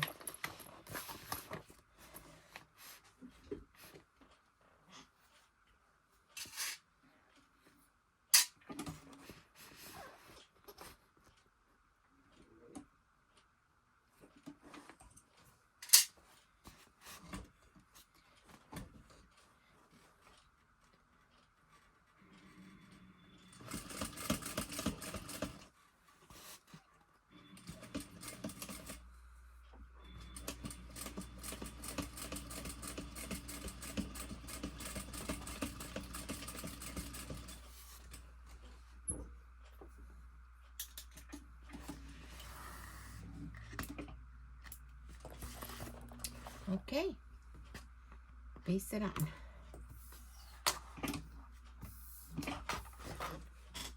Wasn't as tough as I thought it was going to be. And I'm glad I made that adjustment of adding like adding in 1/8 of an inch, or reducing this here by 1/8 of an inch on either side.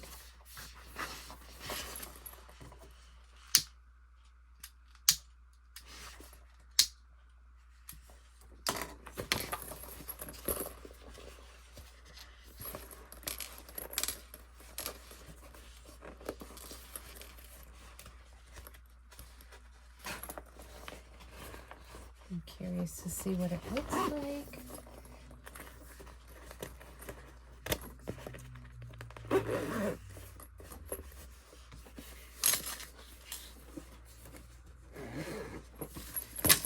Okay.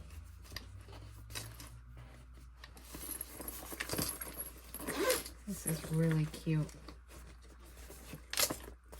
So this is what it looks like right now.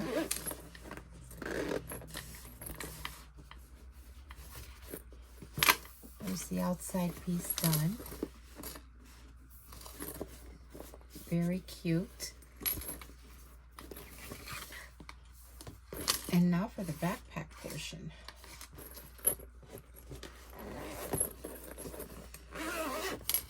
For this next step, we have 2 drawstring D-ring connectors and 2 triangle connectors.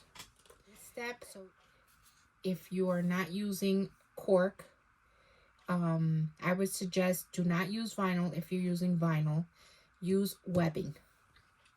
My webbing is thicker than my cork, so I decided to use the cork. And the reason why we are keeping it raw edge is to prevent from adding extra bulk than necessary. So here we are. We're going to feed it through. And now we will attach it to our bag.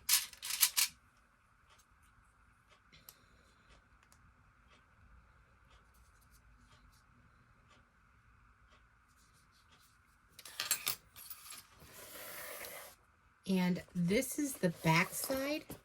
So I do have a notch right there. So you have to measure from the notch this way and that way.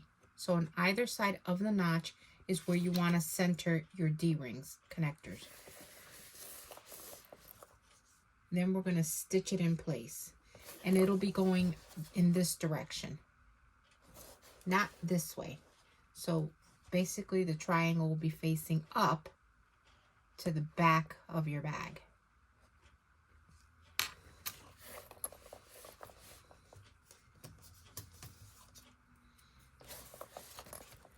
So I'm going to measure here.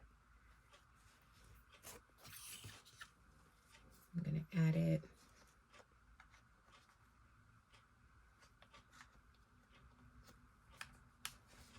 So what you want to do is, it's 2 inches from the center.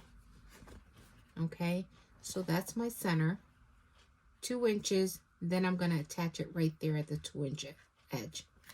Okay, and then we're going to top stitch just on the zipper portion.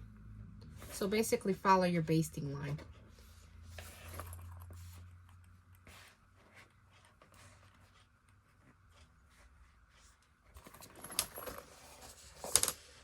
So I'm flipping it back, and then I'm going to top stitch.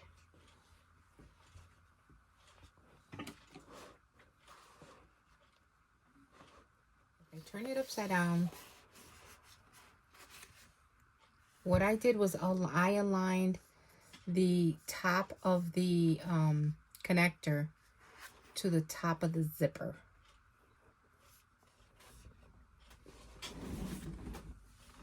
Make sure I'm not too close. Yeah. Okay, now we're going to put this aside.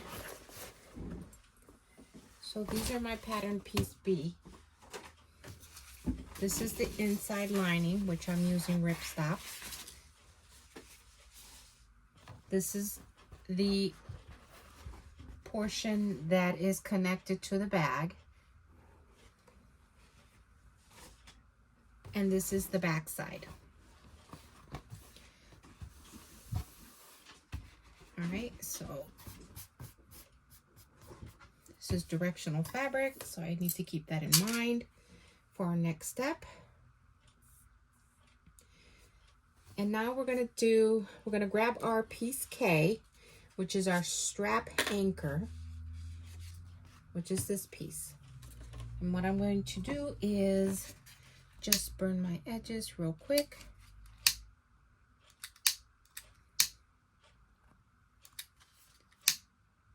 This is a raw edge. It does not say that you have to add Decoville heavy or light or anything like that to the back of this. The back of piece B should be lined with interfacing. I'm sorry, yes, with interfacing. Okay. Now we need to make this light, so we need to be careful. Okay, this has to be light because when you fold it inside the bag, you don't want bulky fabric. So we're going to grab our double-sided tape. I'm grabbing my 1/4 inch and going to put tape on either side of the long edge.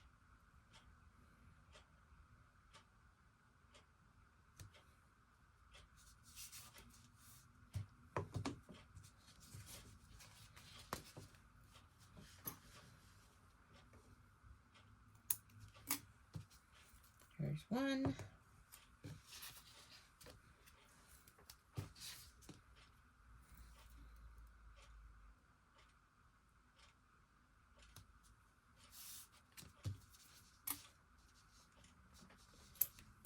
And there's the other.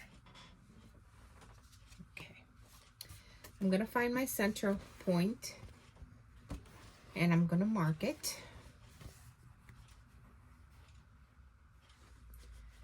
to the bottom as well.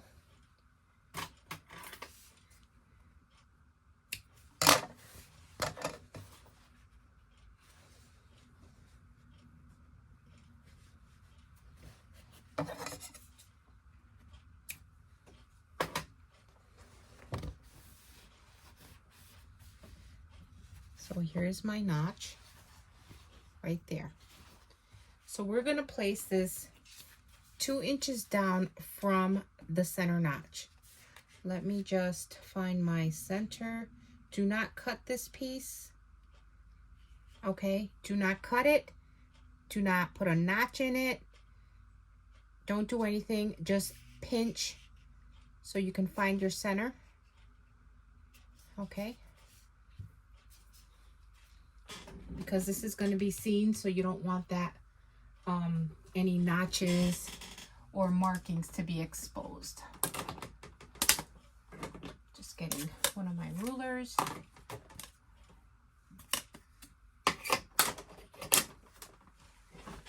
Okay, and we are to go 2 inches down from the center notch. Now we are only going to be removing the double-sided tape from the bottom, not the top, from the bottom of our strap anchor K piece.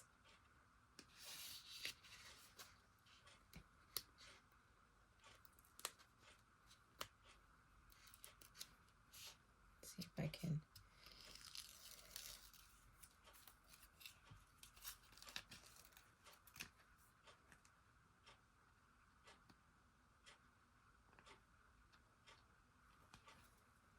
And then press that down.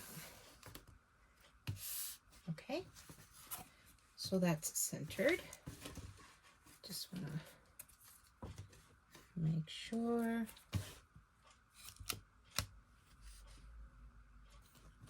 Yes.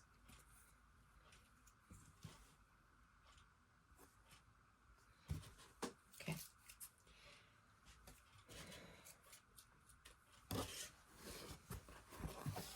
Now this is a 1-inch nylon webbing. This is going to be the loop or the handle piece. I'm going to put double-sided tape on this end and on this end. So just a small piece to hold it in place.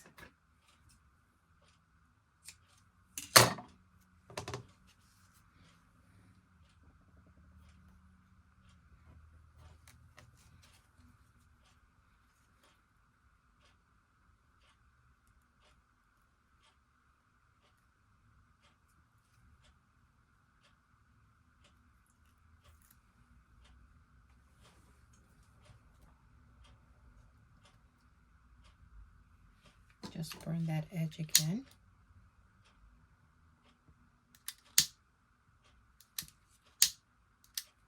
I mean, it's going to be on the inside, but I don't want any fraying there.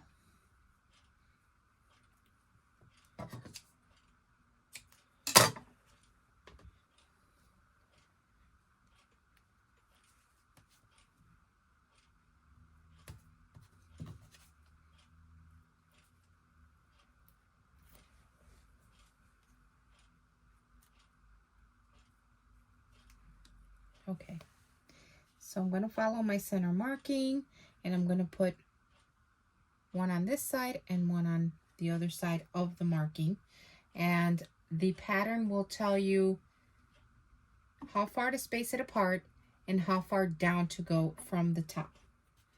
Now follow the pattern directions as far as the spacing in between the straps and as far as how far down you're supposed to go from the top edge.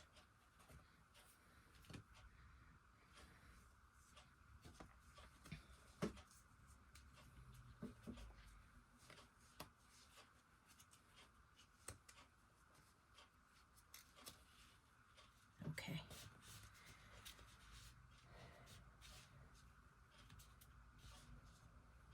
All right. So that piece is down. Take your time doing this section here. Okay.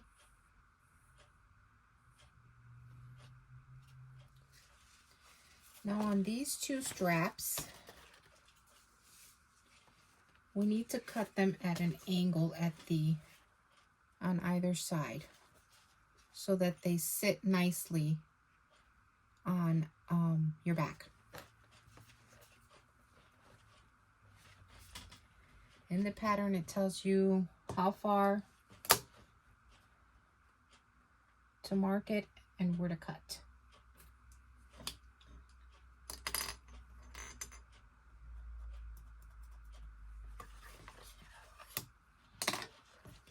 So I have a marking there, and I'm going to cut at an angle. So from where I marked, I'm going to cut to that edge, from this edge to that edge. I'm going to use my scissors. My webbing is very slippery.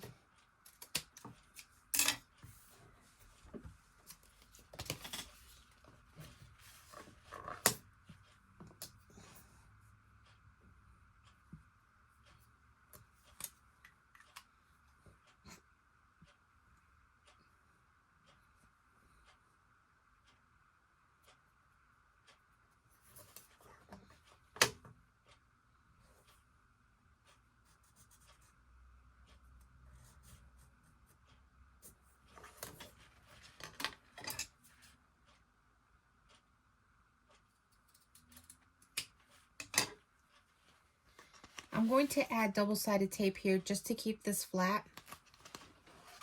Ooh, and there goes my strap.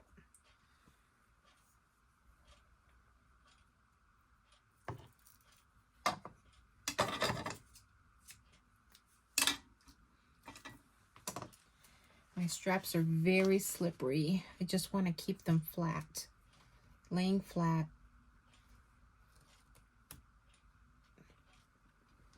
So that they do not shift. There we are. And I'll remove the double-sided tape afterwards. So let me pick up my strap.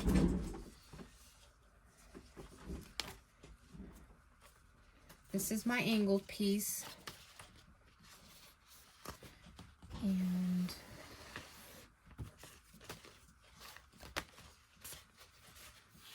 I'm going to flip this back.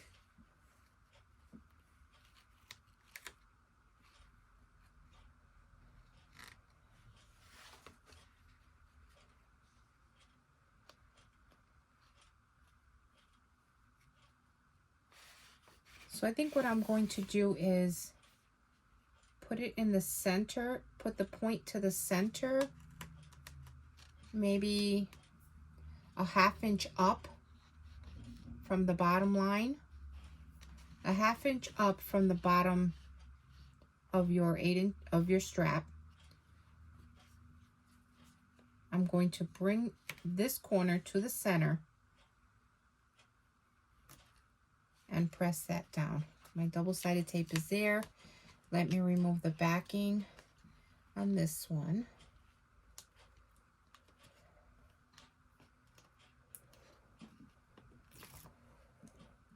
I did add double-sided tape there. All right.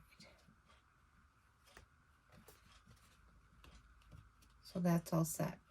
So I centered the point in the middle of the strap. I went up about a 1/2 inch. Okay, so a 1/2 inch up and then toward the center of your strap. And I'm going to do the same thing with the other strap to the other side. All right. Make sure you're paying attention to the angle it's going to go this way, the shorter side here, the pointer angle going out. Okay, got my double-sided tape. I took it off.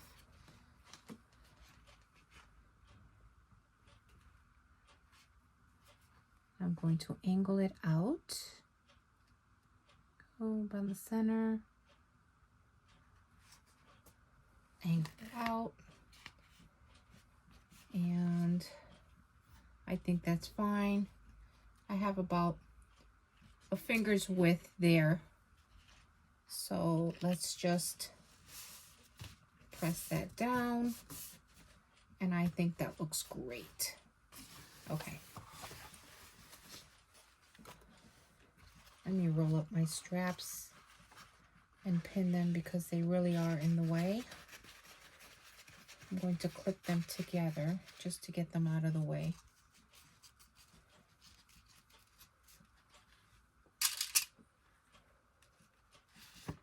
And do the same thing with the other side.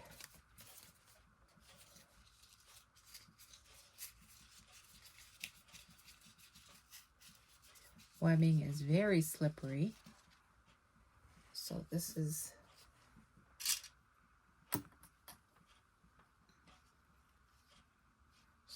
causing a little bit of being a pain. Let me put it that way. Okay, so this is what it looks like.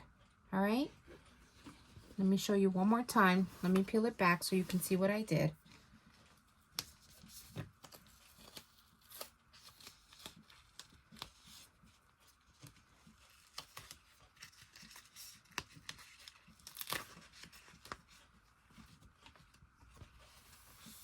So that's what I did.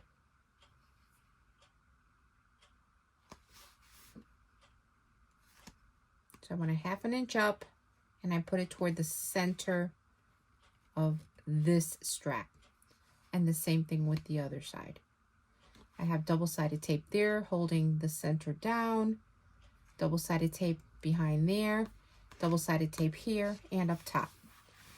Lay it flat, press it down. And now what we're going to do is, make sure.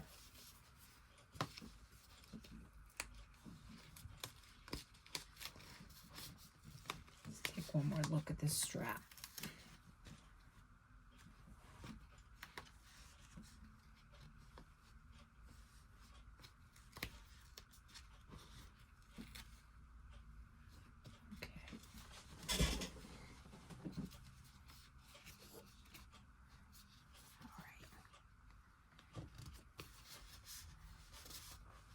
Okay, now we're going to take it to the machine and we're going to stitch all the way around the box. All right, so I reinforced here, reinforced here. Okay, I reinforced here, right here at this edge, reinforced here in the middle and here. So I went back stitch here, here, and here, and the same thing here, here, and here. You want to make sure that this stays on there, okay, because that's going to hold weight.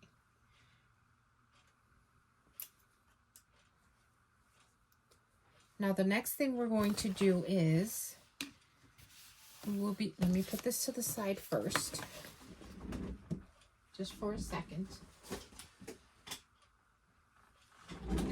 And you will need your 2 1-inch swivel hooks and your 2 D-ring connectors, okay? We're also going to pull the piece we just finished, the backing.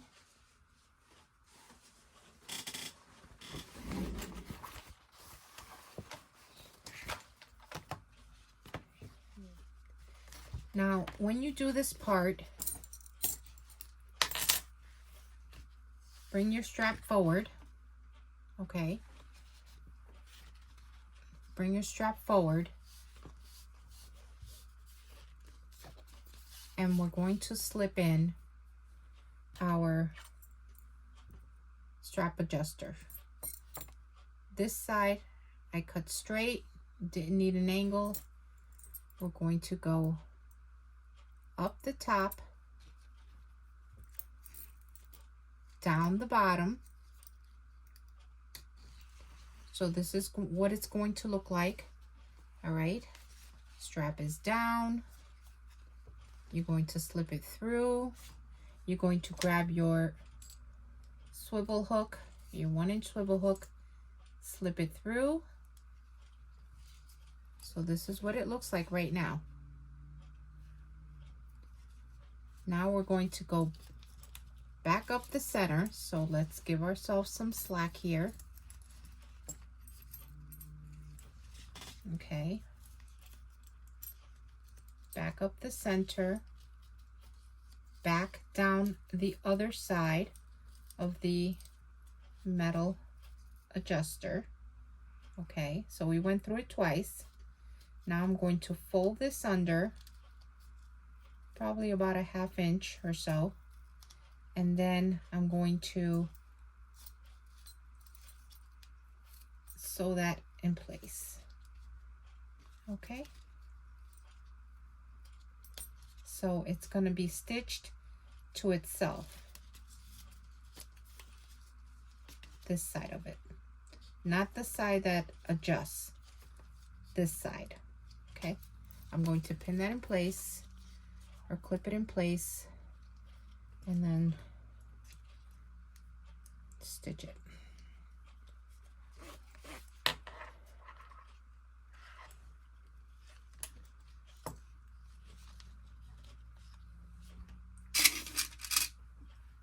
So before I stitch that in place, I'm going to do the other side because I want to make sure they're even. Okay. Yes, that's fine. Actually, yeah. Let's do the same thing. Okay. All right. Again, the strap this way, I'm going to pull it down. I'm going to clip that and make it straight because we did not need to clip that side. And like I said, I'm going to make note,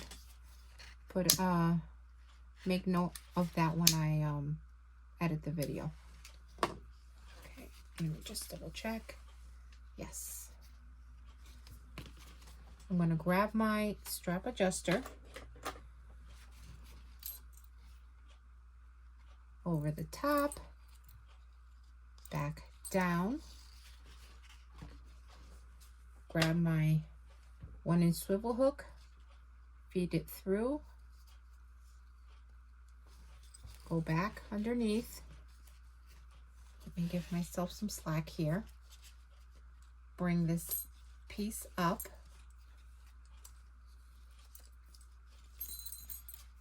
To expose my adjuster.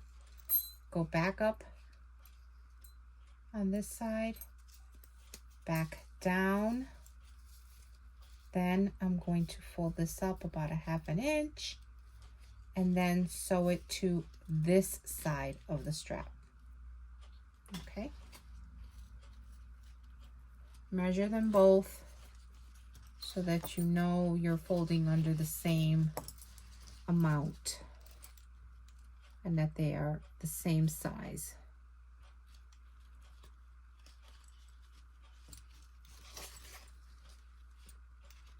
Under, yep, that's about right. Okay, okay, they are now connected. And I'm going to clip these together so they are not in my way for the next step.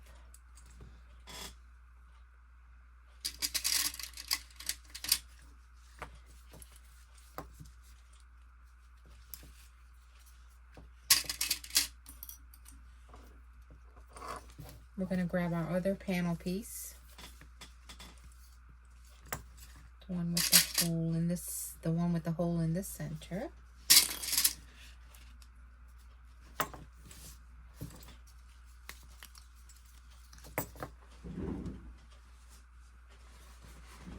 which is this one. Okay, this is going to be on your top. This part is going to be on the bottom. We're going to sandwich them together, and then we're going to stitch on either side of the panel piece. Okay, we're not touching the top and we are not touching the bottom. We are only going to stitch either side. Okay, so we stitched on this side and on that side. So I'm going to put this to the side for now. This is our pattern piece L facing. Mine is out of Ripstop. So let's see if I can stitch that on this machine. Okay, so this is piece L, and if you have cotton, it should be interfaced. I'm using Ripstop. It doesn't fray. So we're gonna see how this works. If this is your inside and this is your outside, you're going to fold it over according to the pattern instructions, and then you're going to stitch that down. That worked.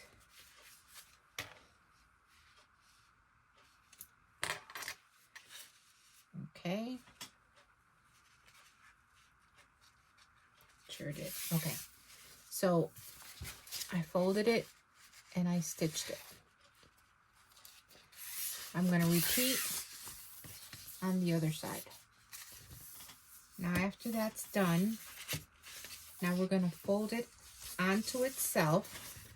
So basically this would be wrong sides together.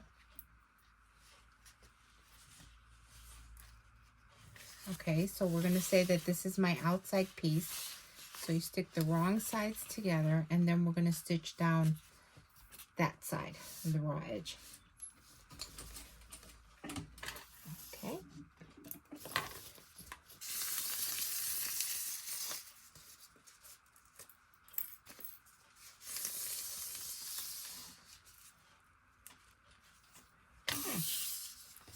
There we go.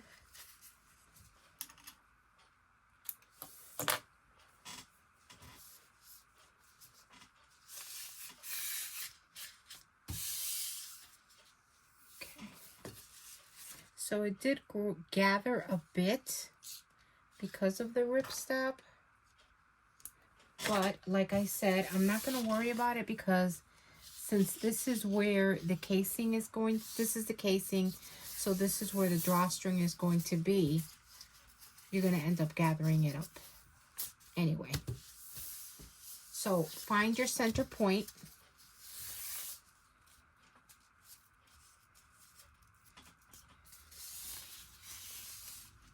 And mark it. Going to do a little notch there. Okay. Now what we're going to do is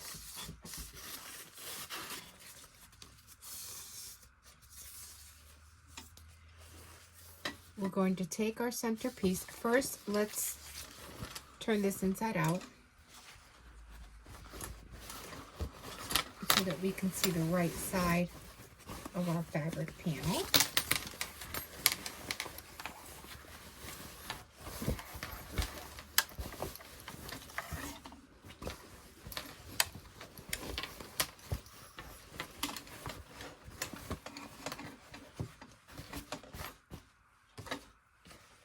Now,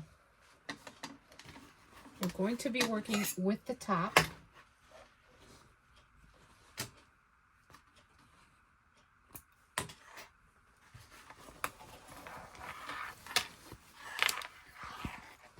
The back side. So I already have my notch there. Let me just fix this. Okay, so I have my notch there, and I have my notch here. So what I'm going to do is align this, align the center notches.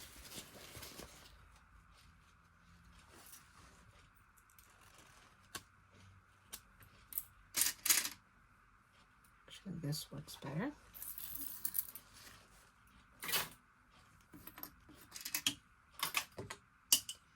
And I'm going to go all the way around to the front. So let's just clip. And there it is. That's the back. And this is the front. Now we're going to baste that in place.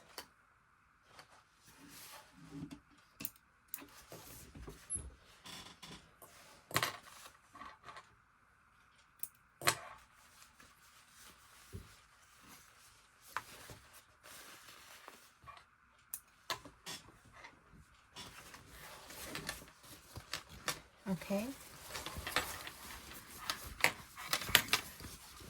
That is stitched in place.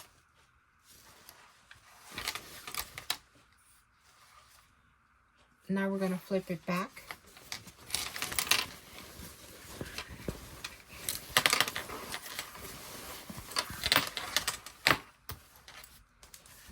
I'm going to clip this, fold it again, because these straps are really moving around a little too much for my liking.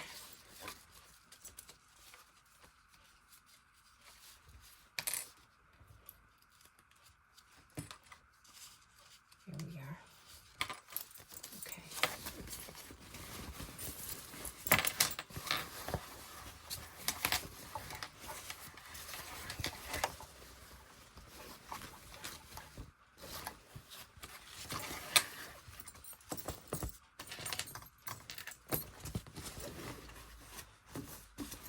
Okay, back to the way we had it.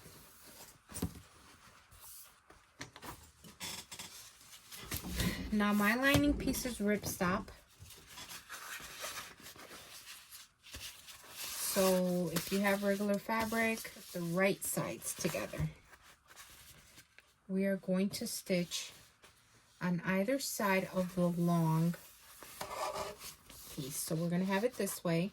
We're going to stitch on this side and on this side, and we're going to leave a 4-inch opening on the bottom.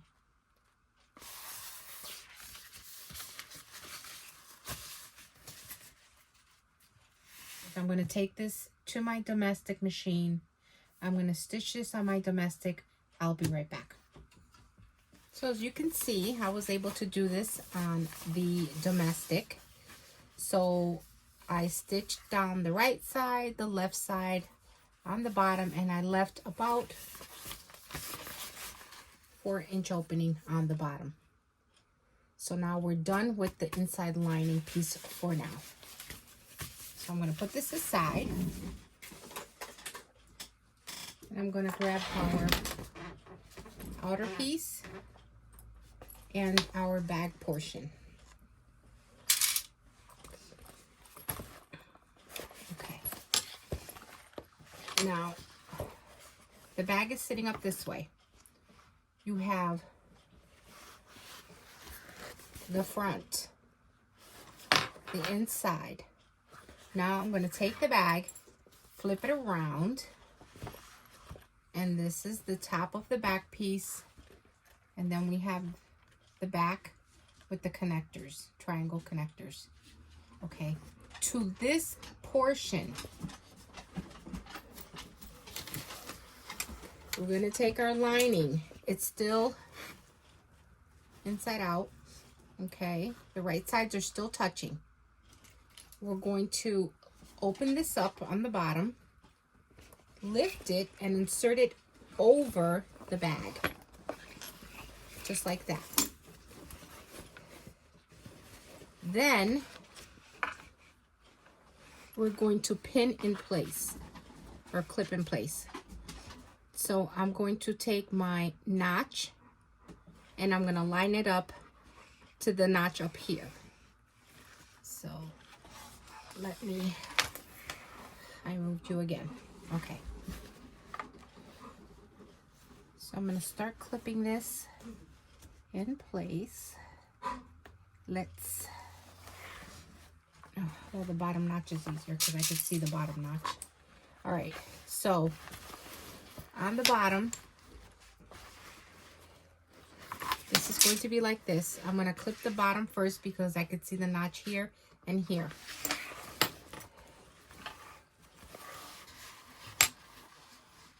We're going to go over this piece here, and we're going to lay that like that. All right. And I'm going to clip right there.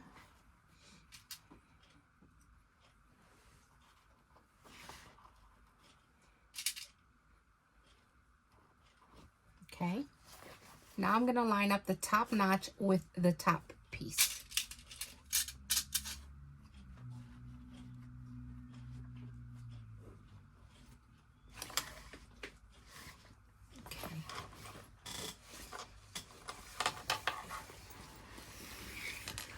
So that's clipped like that.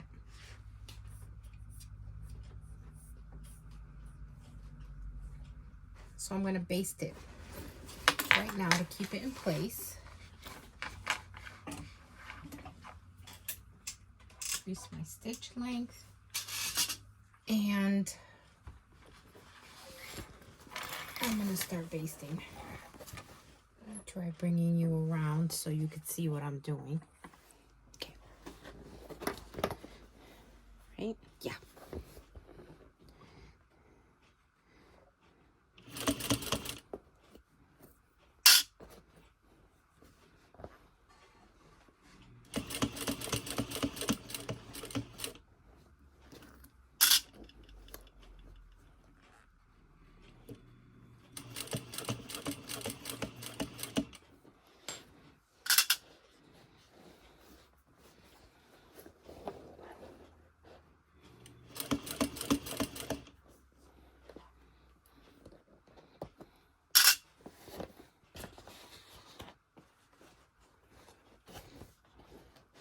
Make sure you're keeping an eye on your lining, like under here. Okay, you want to make sure that you're not grabbing more than what you're supposed to and that it's laying flat.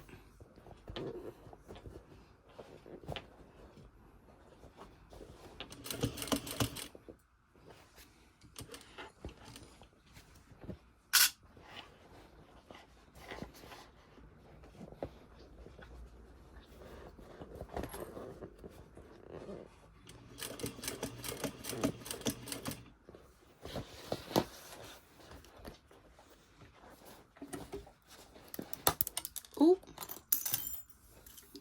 just broke a clip. At least it didn't go far. My dog is pretty much almost behind me.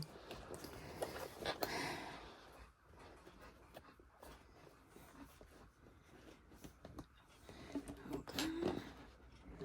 There we go.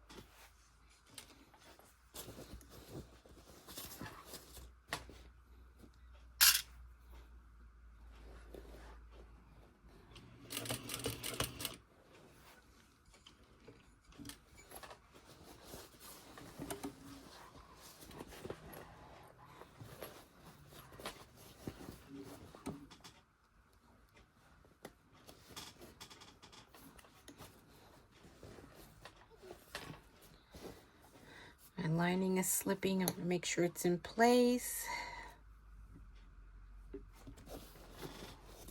Here we go.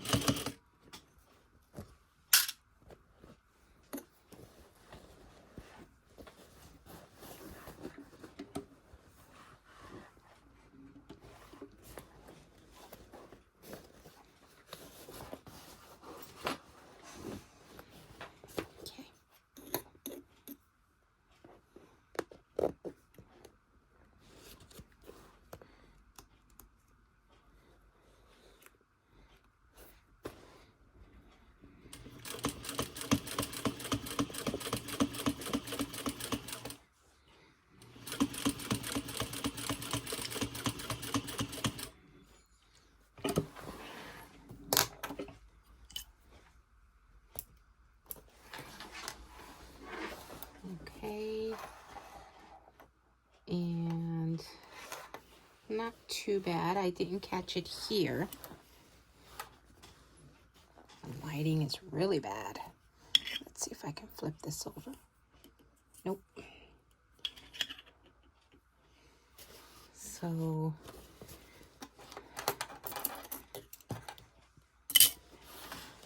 missed a little bit right here. Wait. Yeah, right there. So I'm going to go back and bring that up and stitch that right there. And a little bit on this corner. So let me put you back. Now, once you stitch this on, let me bring this back. Okay.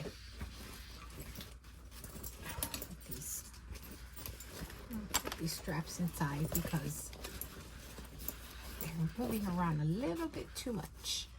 Maybe if I can clip the top. Yes, if I clip it closed, maybe I can prevent those straps from coming out and getting in my way. Yeah, there we go. Okay, let me make sure you can see, right? Yep. Bring you back a little bit. There we go.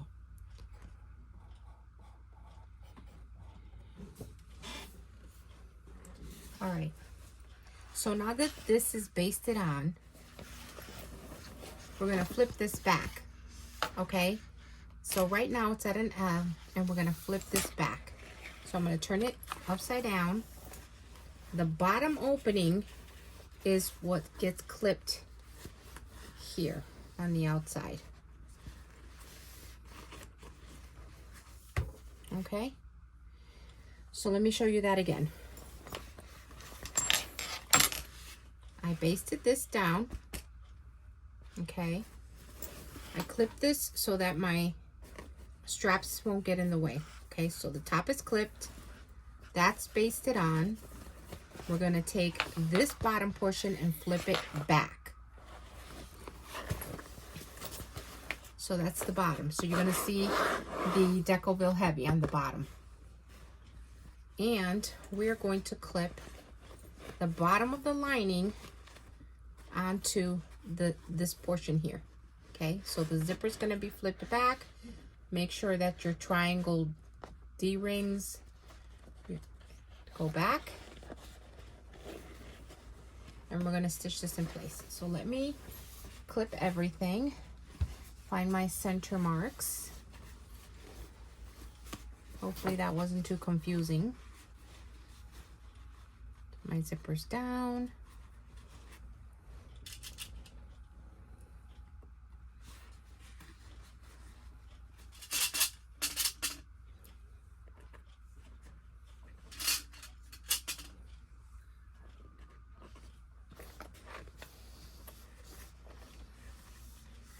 I'm hoping that this video helps you. I know some people are visual learners. I am a visual learner, but I also like to read the pattern instructions.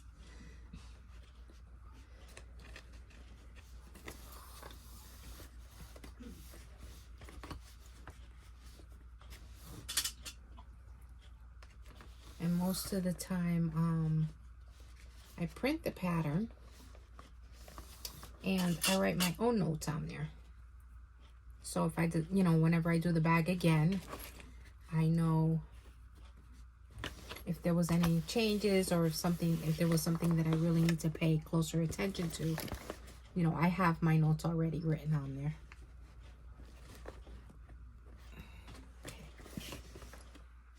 All right, now I'm going to base that on there.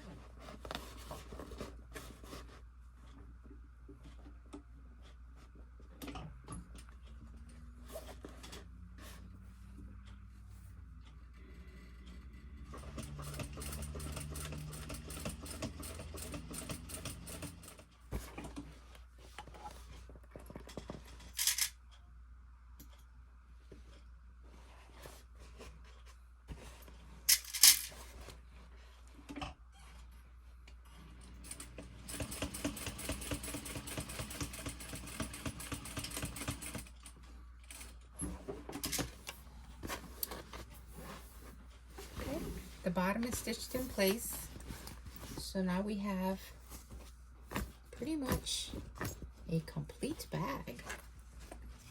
Now all we have to do is attach our lining. We're going to take our lining piece and we're going to flip it inside out, because you want the right side of your lining facing out.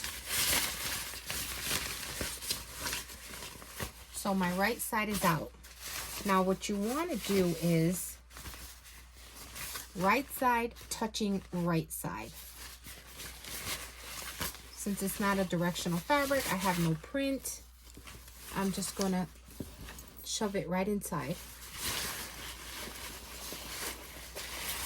And it doesn't matter if it goes inside the bag or not. You just want to make sure you keep it within this area, because we're going to clip around the edges. And do I have my centers? I'm going to line it with the sides. That'll make it easier. Remember, the right side of the lining touching the right side of the bag, and keep your drawstring area inside as well. So let's clip that all the way around. And remember, you have your opening on the inside. It's open from the bottom of the lining. So that's where we're going to flip it.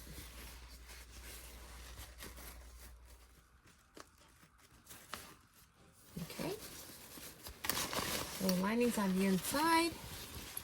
And now let's close this bag up.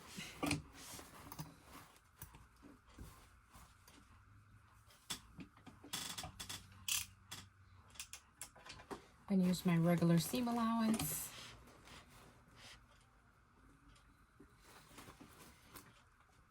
And back stitch from at beginning and end.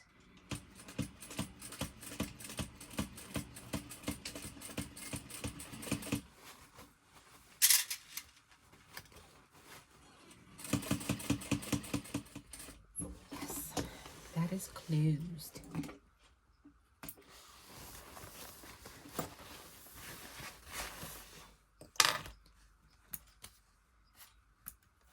Clip my threads. God bless you.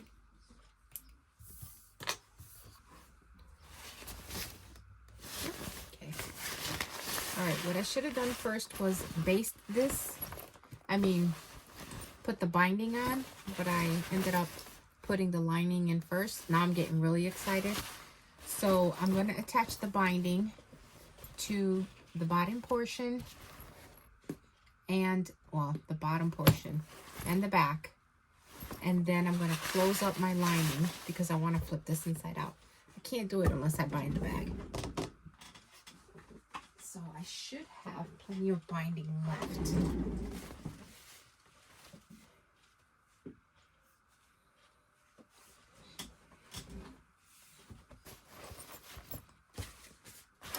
And I will do, and now I'm definitely going to have to clip those off.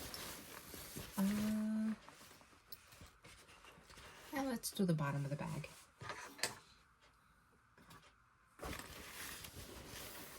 I'll clip my tabs off.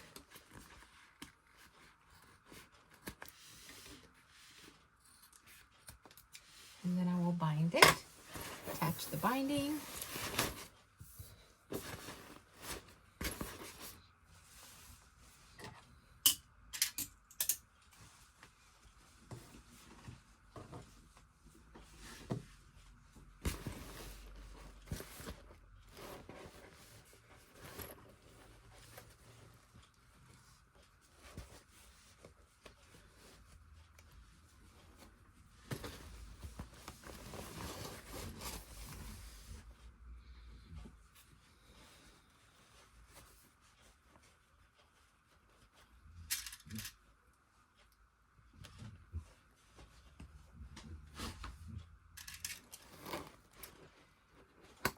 I'm going to stitch that in place.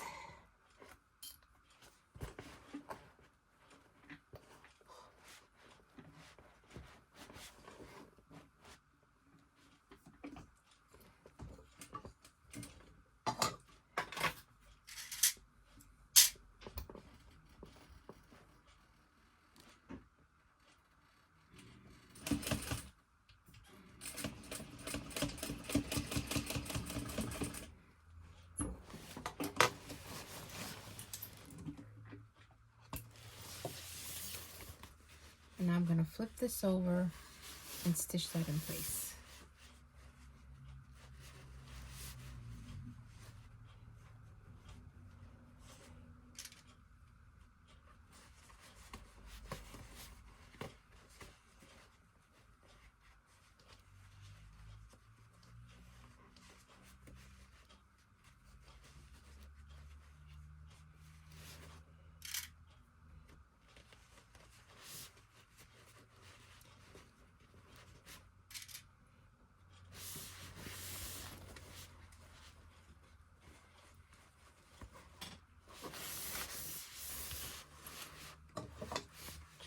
Extra here.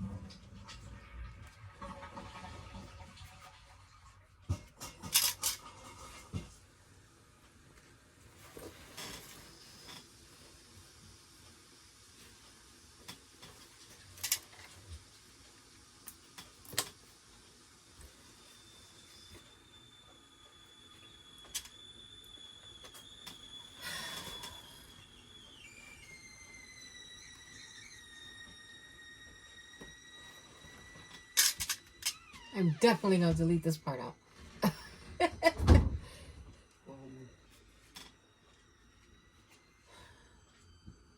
I mean, No. I say just get it over with. Yeah, but I got home at 6 o'clock. It's only been 2 hours. Wait. I just want to finish this. I'm almost done.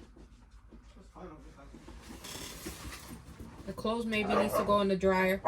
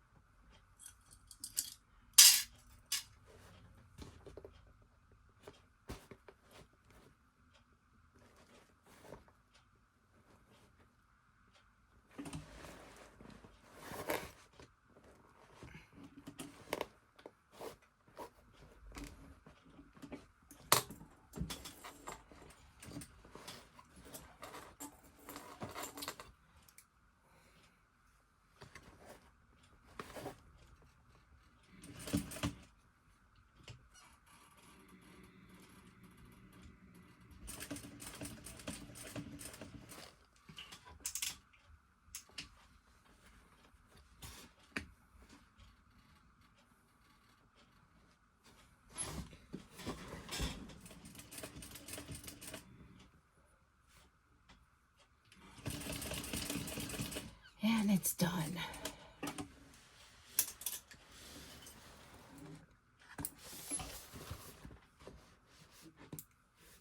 Okay. My binding is on.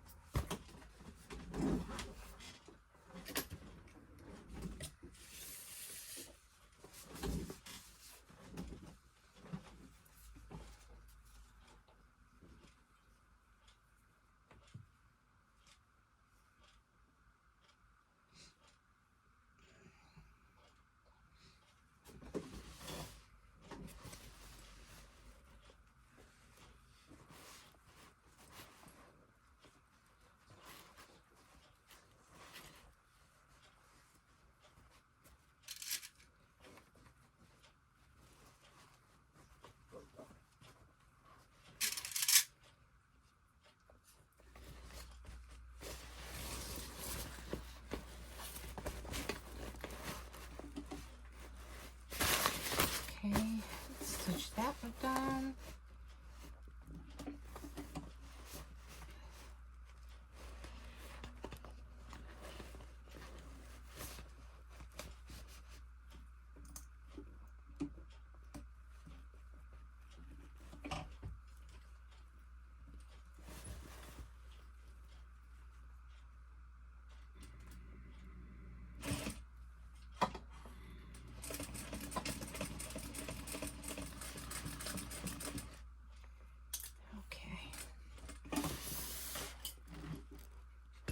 This part done, and now flip it over and finish it up.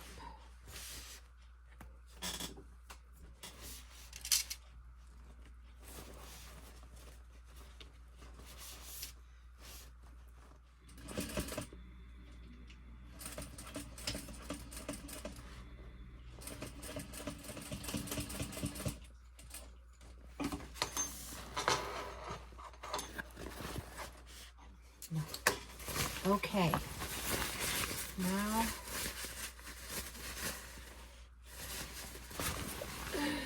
to flip the bag. Okay. Maybe I should have left the hole a little open, a little bit bigger. So I think I closed it a little too much. And I don't want this to break. Oh.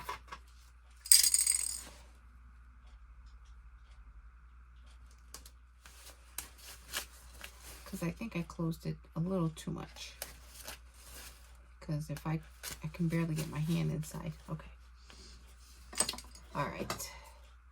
Clip these loose threads. Yeah, that's good. Perfect. We have about a 6-inch opening. Especially since I'm using cork.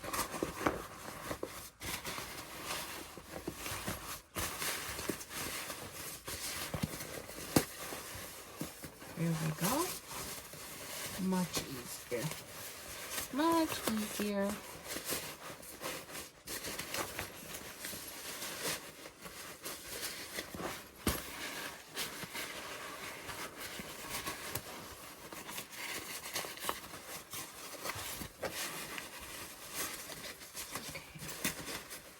Get one side out, corner piece, there we go. Oh, felt like I just had a baby.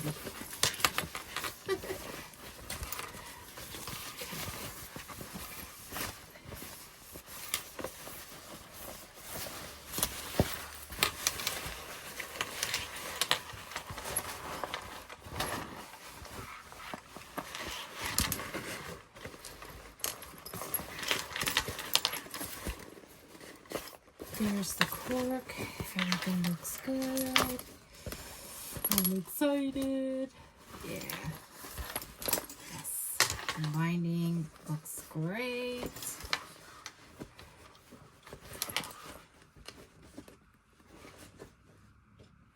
And the binding definitely makes a difference. Okay. Let me close my lining before I do anything else.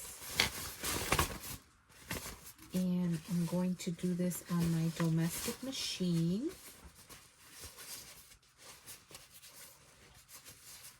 Let me just clip this in place.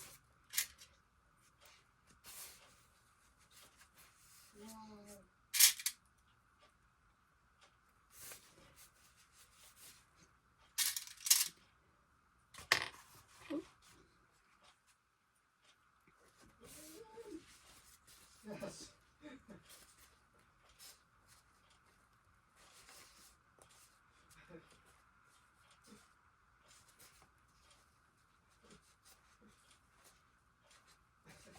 I'm gonna grab my lighter, have some loose threads here. Okay.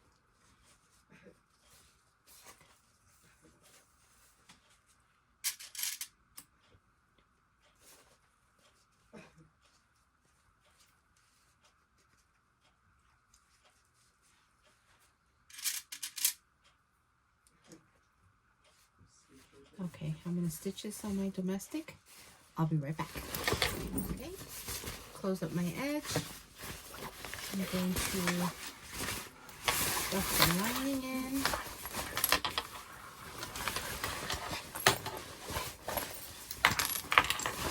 Add my cording. You know what? I'm gonna top stitch first. Let me top stitch the top edge.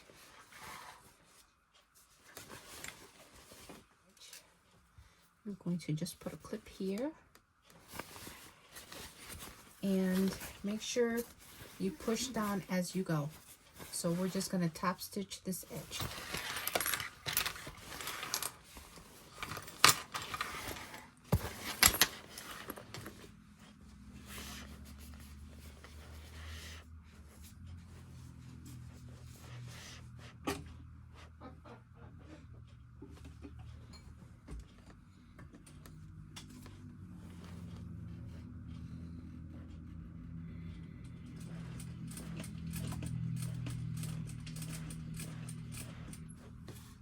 And make sure you push the lining in. And that it's nice and flat.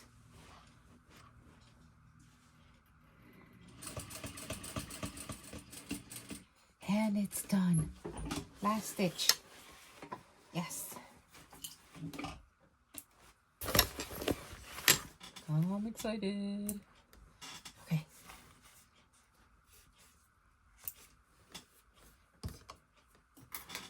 Burn those stitches. Threads. I don't know why I keep saying stitches. Burn the threads. There we go. Yep.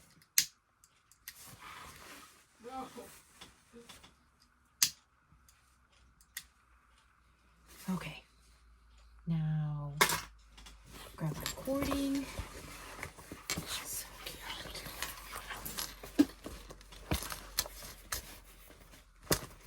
This is really cute.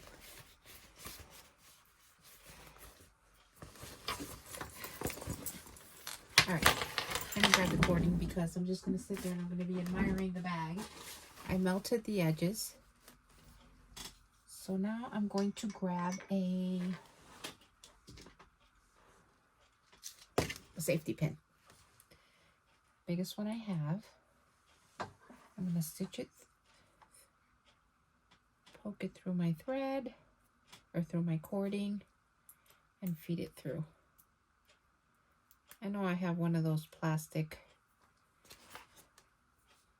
gadgets, but don't ask me to look for it now because,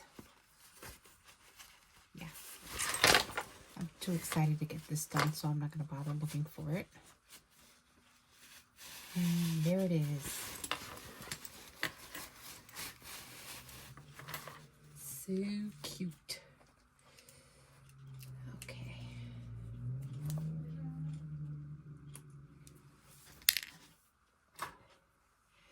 Okay, this is what I have. Spring stop. I only have it in black, but that's okay. And if they come in other colors, I need to know. So I will research that.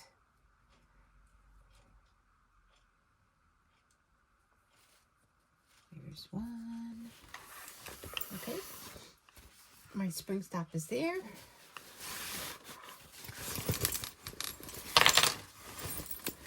Look at this.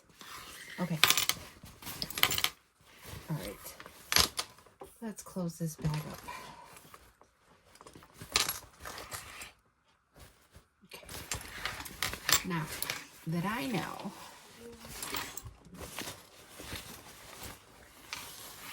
I'm going to fold it over on itself, roll it up, stick it in the center.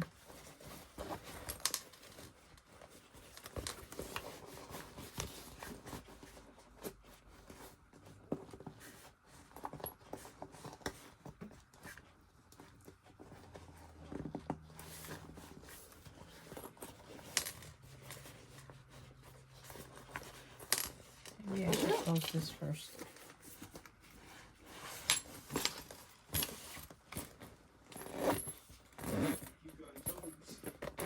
Here's my zipper tab. It's on the inside. Okay. It's a little suitcase. Okay.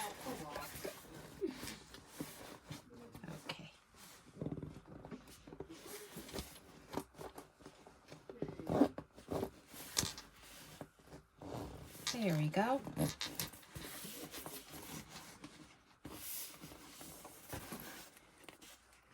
Tuck my tabs in.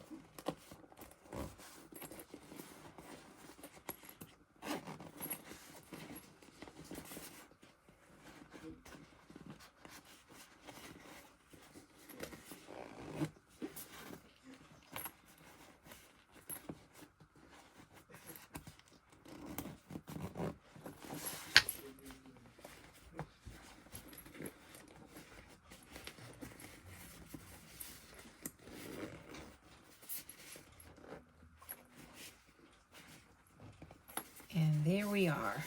It is done.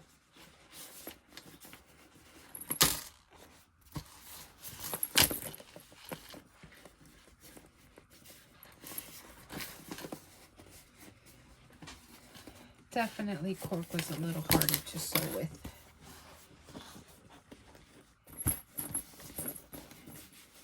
And I think if I had vinyl, it probably would have been easier. Like I said, this is probably my second time sewing with cork. So really shouldn't be giving myself a hard time. But I like it. I think it's really cute.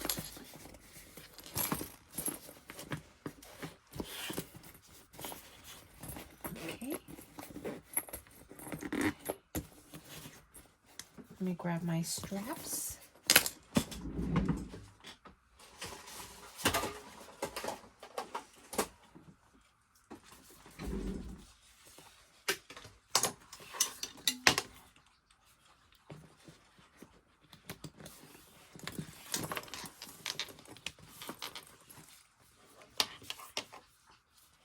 Okay.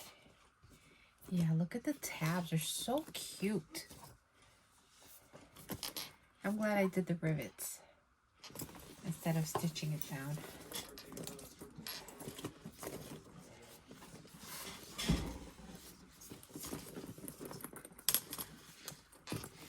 And there we are.